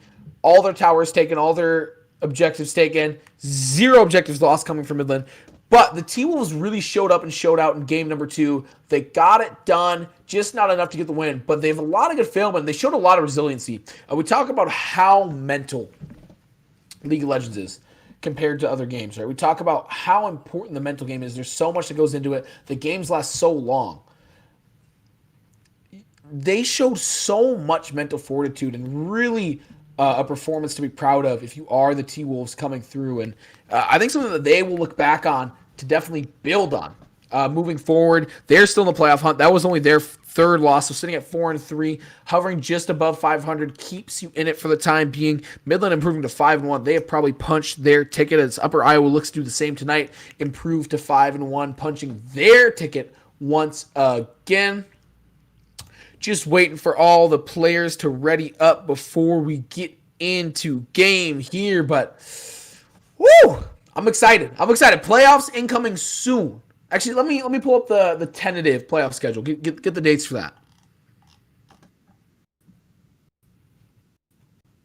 Yes. So we have the days currently. I'll pull that up. Just let everyone know. But the times are yet to vary for League of Legends here. If you haven't followed in your chat, definitely drop a follow. Exciting stuff happening here in the NECC esports 5 days a week on the collegiate level. Valorant, Rocket League, League of Legends, Overwatch, and Madden. And it's looking like for League of Legends, our first day of playoffs will be Sunday, November 15th. Lot of games. 1, 2, 3, 6 qualifying games to be played on that day. Once again, time's not final, but you know what? Just clear out that Sunday. Just do it. Look at me right here. What else are you doing on Sunday, huh? Huh? We'll push it back. It'll be in the afternoon. We'll let you get back from church at some point, but Sunday, all right? Be there. Some good league action is going to be going down. The next day for league on playoffs does look like Thursday, November 19th. There will be the semifinals. So 4 semifinal matchups, 2 in the challengers, 2 in the champions division. Should be very, very exciting to watch. Saturday, November 21st, we will have the challengers grand final. Best of 5. Big boy hours. If I don't lose my voice by the end of each match, we're gonna have an issue, as we are to pick some Vans here. Kali Katarina Cassiopeia off the board. Our final playoff game match, will be Sunday, November 22nd, and that will be the Champions Grand Final, best of 5. Hey, you know what? We can do best of 7. I wouldn't be opposed. Oh, as Mordekaiser, Ari Heckrim also get the banhammer in this game. First pick, we'll go to Rio Grande. Producer right here just asked me how many games is room for the playoffs. I haven't thought about it yet. That's a conversation that my vocal cords and I will have to have at some point. Probably tonight. Oh man, we will figure that out. Hopefully, you'll see my face, hear my voice for a majority of the games. Of course, do need to rest. Got to protect the assets in here. But we do see Swain, Morgana, Lux, pick up, and Rakan. Rio Grande. I love it. I said switch it up. What do we see? Rakan? Swain? Who? These are different champions. These are completely different playstyles. I'm excited to see what's coming through. I'm going to assume that Swain is going to the top lane. Rakan support. Ooh, pump the brakes. Garen top. Rakan support. Swain mid. I like it. Morgana Lux coming through. 2 mages locked in. A lot of AP damage. And there's a Darius. A lot of damage, period. I don't think we've seen a lot of Darius here in the NECC, so this is very exciting. Darius is a pick that I've seen pop off in other collegiate leagues just to massive effect. So we're going to see what this Darius can do. I've got a good feeling about the Great Vern playing that Darius in the top lane. Caitlyn will be banned out here. They're really just banning what they saw last game. They saw the Cassiopeia. They saw the Caitlyn. It's going. They saw the Jhin. The Jhin will go. Ashe off the table. Solid ADC to just get out of the way. Last ban coming through from Rio Grande here. What will it be? And it's an Olaf taking some tools away from the jungle. Oh, did switch to Graves. It was hovering Olaf. I blinked. I'm sorry. Lee Sin locked in. Upper Iowa. It's an interesting comp. I like the Lee Sin paired with the Darius, and here's why. Darius can be so massive. Late game, we see a Shaco coming through from Rio Grande. Oh, it's all different. I love it. Lee Sin has the ability to really get your laners ahead early on. Is such an aggressive counter jungler, has so much mobility early on, can just scoot and boot wherever he pleases. So I like to see that as we do see the Zyrakan combo coming through. So I want to see that Lee Sin get this Darius head. Unless the Great Vern is playing as well as they did last game, no need to send Lee Sin top side, north of the equator at all. Samira locked in. Okay. All right. All right. All right. We have some massive carry potential coming through here from Upper Iowa. So much damage. Get the flex tape on deck. We're gonna need it this game. I'm not gonna lie to you. We are definitely gonna, hey, flex tape. Flex tape or flex seal? It's flex seal. Get the flex seal on deck, but also, hey, flex seal. Send the check. Send the check. All right. New partner for the NECC. We get some flex seal in here. If we did, I would remove my like the unibrow, like you got to shave that. I would remove that with flex seal midstream if we got the sponsorship. Right here, I would do it. You know what? Step further. It's about to get real weird here. I have some hairy legs. I would remove my leg hair in the shape of the NECC logo if Flex Seal sent us the sponsorship. Something to think about. Something to think about. Flex Seal, if you're out there, send the check. Send the check. So we do see the bands coming through. We obviously already know what these will be coming from the Pro Draft, so we're just talking about the compositions a little bit. Not too much because we don't want to run out things to talk about with that spectator delay. Something that's notable, we talked about Flex Seal, a lot of damage. Samira, Darius, Lux. There's so much going on here, and I think it's going to be easy to forget about the Morgana, Lee Sin, and Lux. You're going to have your eyes just go wide when you see this Darius running at you. You see the Samira running at you. You're going to forget that, like, oh, shoot. Lux out there over the top, massive. Lux CC, massive. Morgana CC, massive. Morgana Black Shield on Samira, disgusting. Oh, my gosh. So, if you are the Red Storm from Rio Grande, you have to keep intentional with what every character on the other team can do, what every champion is capable of doing. Because if you don't, you're going to forget Morgana's there. You're going to get stunned. You're going to get CC'd. And you're just going to die. Lux, Morgana have the ability to take over this game in a way that I don't think is very cognizant when you see the Smear, when you see the Darius.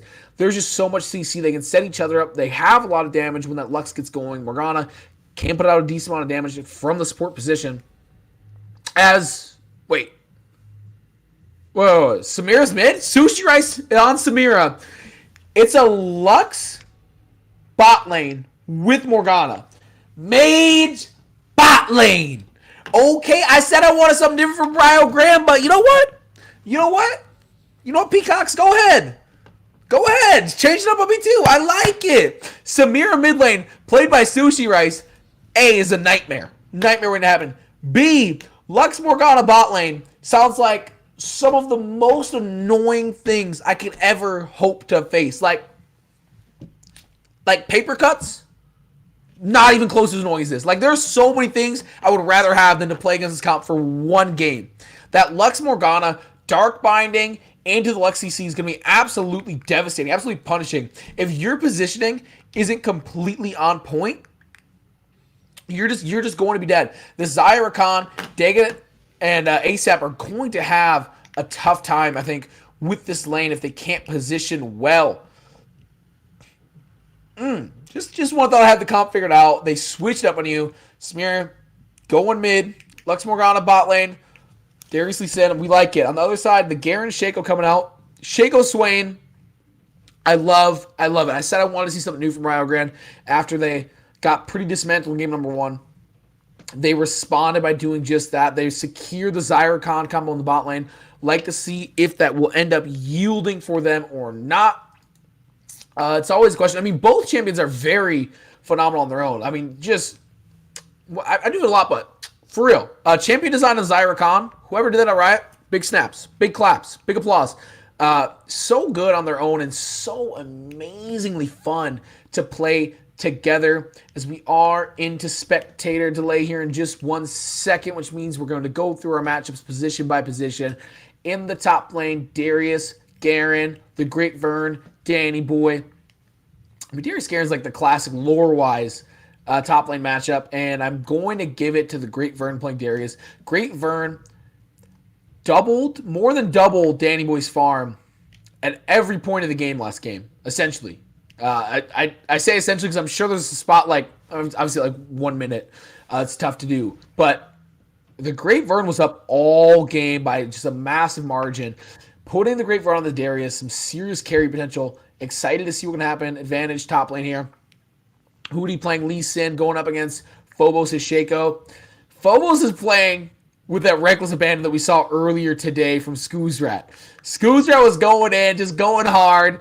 Like I said, played like a blindfolded dog in a butcher shop. Knew that everything was going to be cool when he got there, but just was doing the absolute most for no reason at sometimes. Felt like Phobos last game. We're going to see if that changes. Playing the Shaco has a little bit more escapability, but ultimately it's hard to bet against Hootie.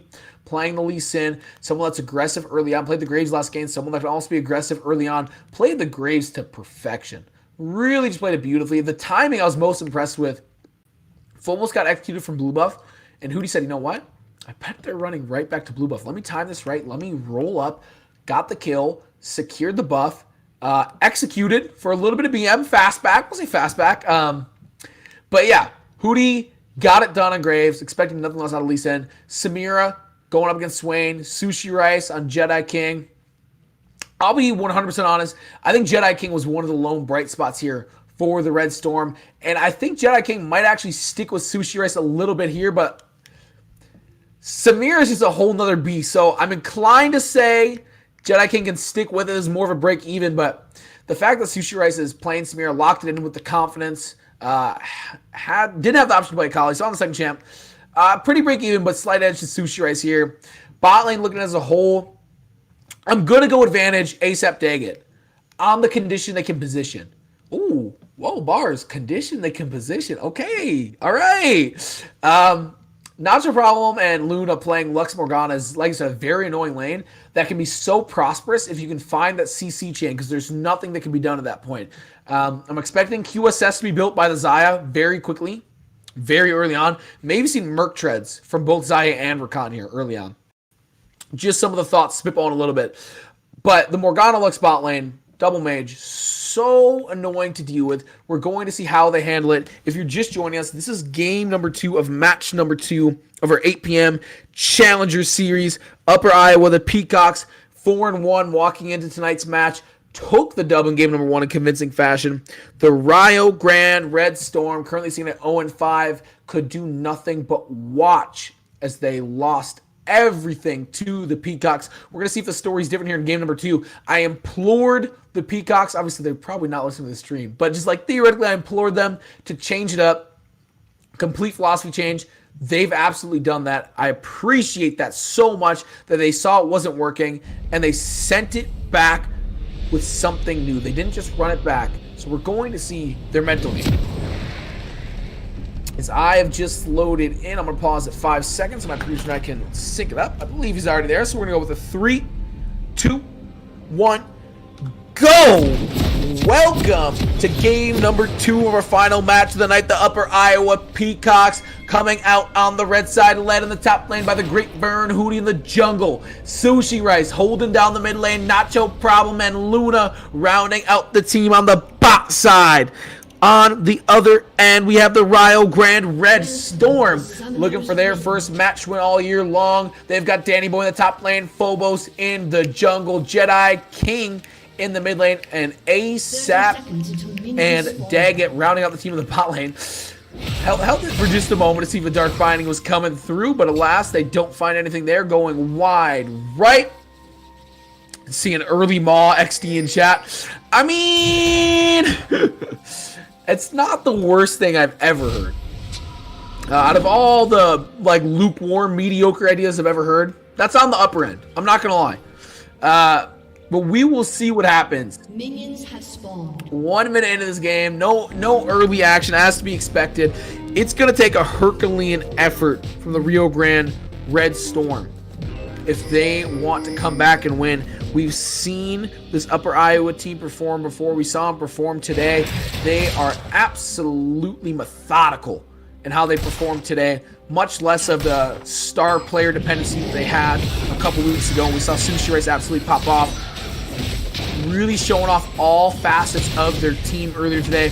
We'll see if that continues. Both junglers leashing bottom to top. Would not be surprised to see some early ganks in the top lane, trying to get that Darius ahead.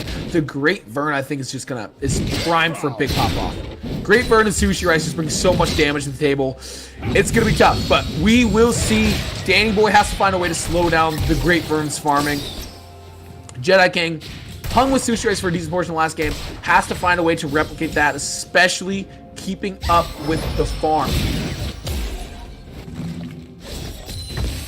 As we see, yes. All right, Chad. All right, let's focus on the game. As a pull comes through from the Great Vern, dropping some autos. Okay, Danny Boy trying to face up right here. The Great Vern's gonna have that spin to win up in just a moment. Applying stacks. The bleed is in. Flash coming through from Danny Boy early on. Tick, tick, but no payoff with the boom there. Great Vern going in. Just gonna push on the tower. That was some big early action going in. Not your problem here in the bot lane. The positioning has to be just absolutely perfect from Daggett and ASAP this game. Absolutely. Great Vern. Ooh, this could be ugly for Danny Boy. Going in, this is not where you want to be. The pull. No flash available. The minions. The burn. First blood in the top lane. The Great Vern spilling some blood. Ooh, getting it done. I told you to keep your eyes on them in the top lane. Oh, Phobos has the flash here early on. Goodness, Samir Mid is so gankable. Holy moly in chat. Yeah, Samir Mid is very gankable, but we will see if it comes through. We saw Phobos struggle there early on in game number 1. Didn't really have an opportunity to gank much last game, so we're going to see coming down to the junglers because Hootie, obviously you're playing Lee Sin, you're ganking. That's the kind of game like CC coming through from the side you wouldn't expect it. Hootie walking around to the backside. Luna, Nacho Problem, still just looking for that opening, looking to land some CC onto someone. Daggett, I guess, can bait solidly. You can use the E or the W to jump away. Ooh, Nacho Problem. Barely missing that one. Sushi Rice dropping some damage here in the mid lane. Those two going at it. Jedi King has to just remember to keep the mana high. Use the abilities a little more sparingly. Hootie not going to look for a gank there, but does scoop up the river trail, getting some vision there on the bot side of the river. Sushi Rice just continuing to push this wave in a bit, and we're already seeing the division and farm across the map. The Peacock is farming so well. 19-6 in the top lane, 32-25 in the mid lane. There's a gank set up here. Hootie coming through. Flash from Jedi Knight, or Jedi King, excuse me. We'll save him there. Up 3 CS in the jungle. Bot lane. Crow closing on a 10 CS lead here for the Nacho Problem carry, Lux. Ooh, and there's a gank coming through here. Hootie trying to set this one up. CC not going to find its target. Okay, not going to find the Q. Hootie popping in. Dark Binding going to go wide as well. So they throw everything in the kitchen sink, but everything does miss, leaving them with just a soapy dishwater mess. The Great Vern at the top lane going in. Danny Boy stands no chance. Oh my goodness, applying those bleeding stacks, not able to do anything. Nacho Problem pushing in with Luna here. They may be able to crack a plate, which would be big. Getting those mana items for this mage bot lane to start off. Lost Chapter. When both these players have Lost Chapter, it's going to be very tough to do much. The CDR, the AP, the mana, just an item that really does it all for mages and is just an advanced item, not a complete item. Great Vern clearing wards, already sitting pretty at 2-0-0, a bag of 150 gold on their head. This Darius is going to get out of control in an absolute hurry. Oh, just pulled under tower. Oh my goodness, the dominance, just walking up, taking whatever they want. Great Vern putting in the work. Chat saying Garen should take phase rush. I'll swing that. I don't know if it would have saved any of the 2 times that Garen died. You see Daggett trying to set up something tricky here, but definitely would have helped the matchup, especially with you know that Darius is going to take Ghost. Honestly, I'm surprised it wasn't Ghost Ignite instead of Ghost Flash here.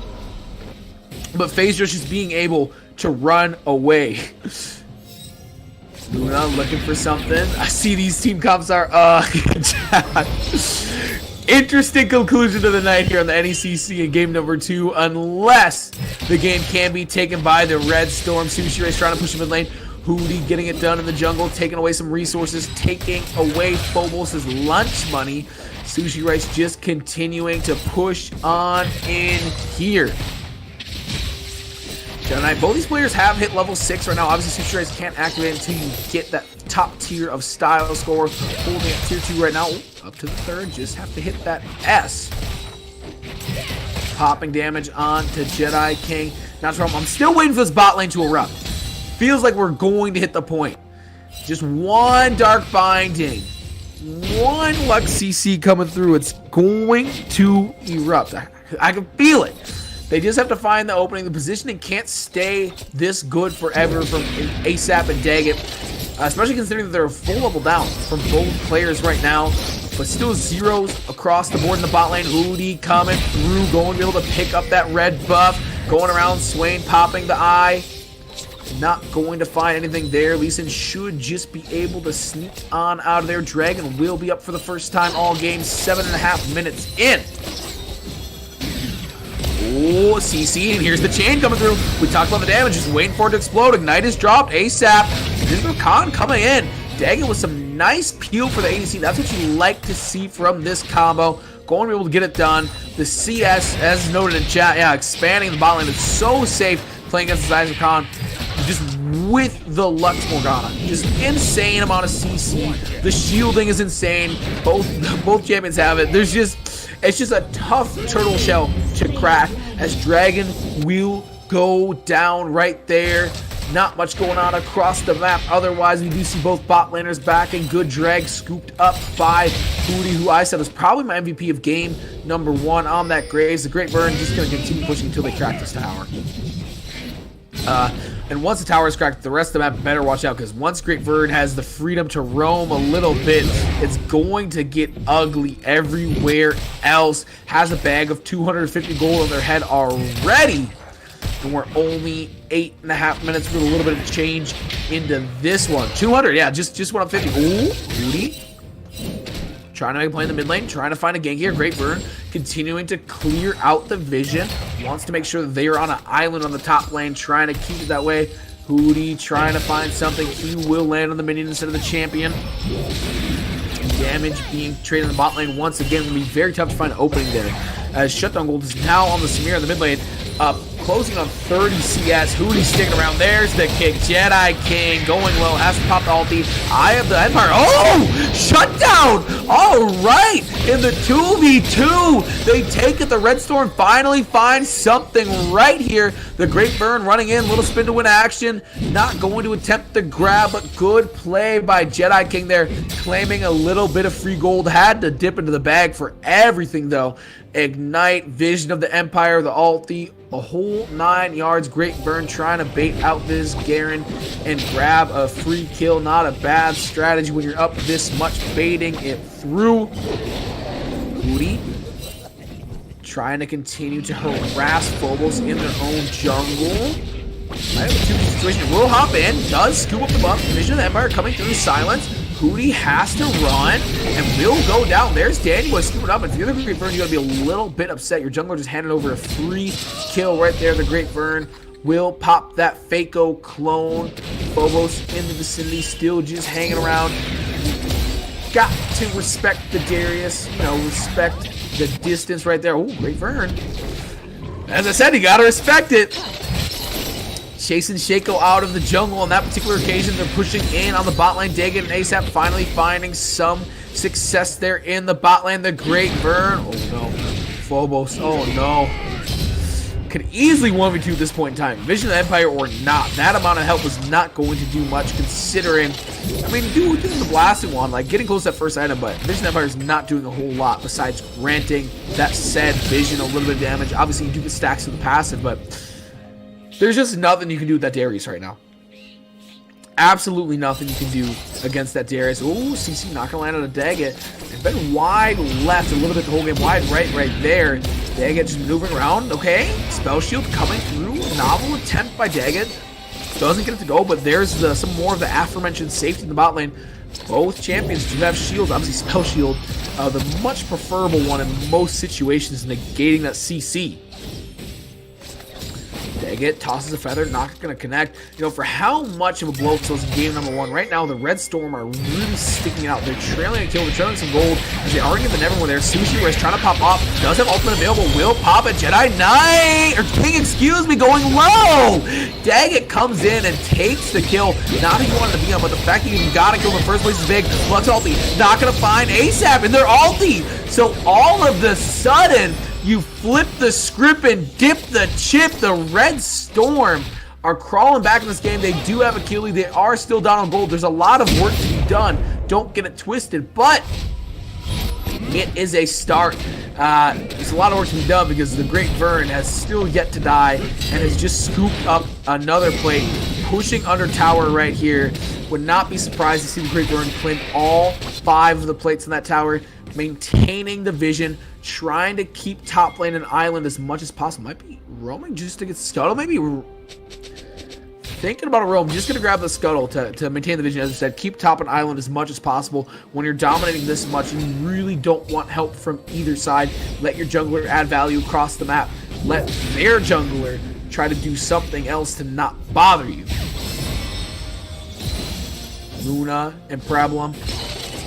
That was a very nice Lux ulti, but a very, very nice response. ASAP dropping the Xayah ulti. Just beautiful counterplay there with the Feather Storm to get out of danger, avoid the damage from the Lux, staying alive to fight another day, and they end up losing no members as a result of that last fight. Daggett looking for an opening as always, as you do with Rakan, a little slippery snake action. Feathers coming through. We do see Lee Sin on the drag, trying to take a solo. Shaco responding to the back of pit. Might see a bit of a scrap here. 3v3 situation developing. Potentially a 4v4 if the mid laners do respond. Luna not going to find the CC. Sushi Rice rotating down with Hootie. Red Ward drop. Oh, he's blind over the wall. Somewhat blind. Had the vision coming in. I like it. Decides not to pop in. Not your problem. Luna rotating up. They'll take care of the vision there. Hootie not going to find the Q there. The Great Vern is here. Nevermore not going to find its intended target. The Great Vern is scary. Very scary. Already got some advanced items completed. Has the Phage right there. Has the boost. More importantly, has that Stinger. Teleport coming in from the top lane. We've got a full-blown 5v5 situation for this drag. CC coming through. They should be able to take this from the front side. The Great Vern is just too big of a threat. Oh, there's the Nevermore, though. And they find something there. They won't get any follow-up. Oh, my gosh. Absolutely deleted. Obviously, that's Faco, but oh, my goodness. The damage coming through from the team right now. Great Vern saying, hey, let's just get on the dragon. They can't do anything to stop us unless it's a steal. They're going to pull it smartly. Great Vern coming up. Hitting it fully, however. Doesn't look like it's going to matter. Red team does scoop up that dragon. So despite being down and killed, they are up a substantial amount of gold. I mean, just look at the farm. 102 to 40 at the top line, 84 to 41. We got some action here. Jedi King might be in a whole world of pain. The dunk coming through. Hootie picks up the kill. Farm differential mid lane also massive, 115 to 88, 108 to 75 in the bot lane. When you're up in every position in farm, and in some cases, up by double digits in those places by farm, woo! It can be very, very tough to keep up, and it kind of feels like last game. The kills are a lot closer, but it's starting to feel a little futile when you feel about how you see these fights. There's just nothing that could have been done to the Darius there. Danny Boy trying to walk into the Great Vern, not going to find the pull there. The final bit of this tower being chunked down. Yeah, Great Vern realized I can just go for it. I'm going to give this. Danny Boy sticks around, it's going to be dead. Ooh, I don't think Darius has the speed to catch up to that one. Daggett running out ASAP, retreating as well. Feather Recall, not going to find anyone in the CC there. Nacho Problem backing up with Luna. I'm going to miss the CC. This might be a window. Knockup coming through onto the Lux. ASAP responding a little late. There's the final spark. Ooh, Spell Shield onto the Lux. Feather Storm coming through. Spell Immune's going to save. Flash. Nacho Problem has to go on the backside. Luna does with the kill to ASAP. Oh, in the mid lane, Sushi Rice. All thing getting the kill. Action continues on the bot side, and they do get the kill on a Daggett, but Sushi Rice might be able to clean up this whole tower here in mid lane like it's absolutely nothing. Not your problem. Luna going to be left all alone to farm for quite some time. Phobos here in the vicinity. Sushi Rice going to take a dagger, but punishing crackback damage there. Luna looking for an opportunity to find some CC. Won't get it to go. Sushi Rice taking some damage. Does have the ultimate available. So gets in there. Ult. Not even close. Sushi Rice. Goodness. Dominant in the mid lane. Will now be able to scoop up this tower. Second tower of the game for the teams. They already did claim that top tower. They're working on the bot tower as well. All lanes are winning. Not looking good for the Red Storm right now. Bot tower probably not long for this world as well. Moving in on that. The rank gap. I don't recall, Walla. I believe it's gold versus bronze, essentially, is what the averages would come out to. As we do see some action here, Great Burn trying to run down, does get missed by the Nevermore. Pulls in Jedi King, little spin to win action. Great Burn continues going. Jedi King does pop into the ulti form, flashes away, tick, tick. Sushi Rice picks it up before the dot damage ever could. Sushi Rice, oh, there's a flash. Okay. Gets the response flash from Phobos. The root coming through. Here's the CC chain. Nothing can be done about that. Absolutely nothing. If you get hit by the first CC, the Dark Binding's coming. The final spark is coming. Whew. Nothing that you can do. It's like a combo in a fighting game. Like, as long as they don't miss, there's nothing you can do. Absolutely not. If you get hit by that first one, you get tossed into it. If they don't mess up, there's no reason that you are walking out of there alive. Under tower here, Silence. Great Burn trying to fight. Danny Boy's going to go down. Rift Shell pushing to the top side. ASAP, some good maneuvering, but the fancy footwork won't be enough to avoid the grave. Fight here in the mid lane as they push in.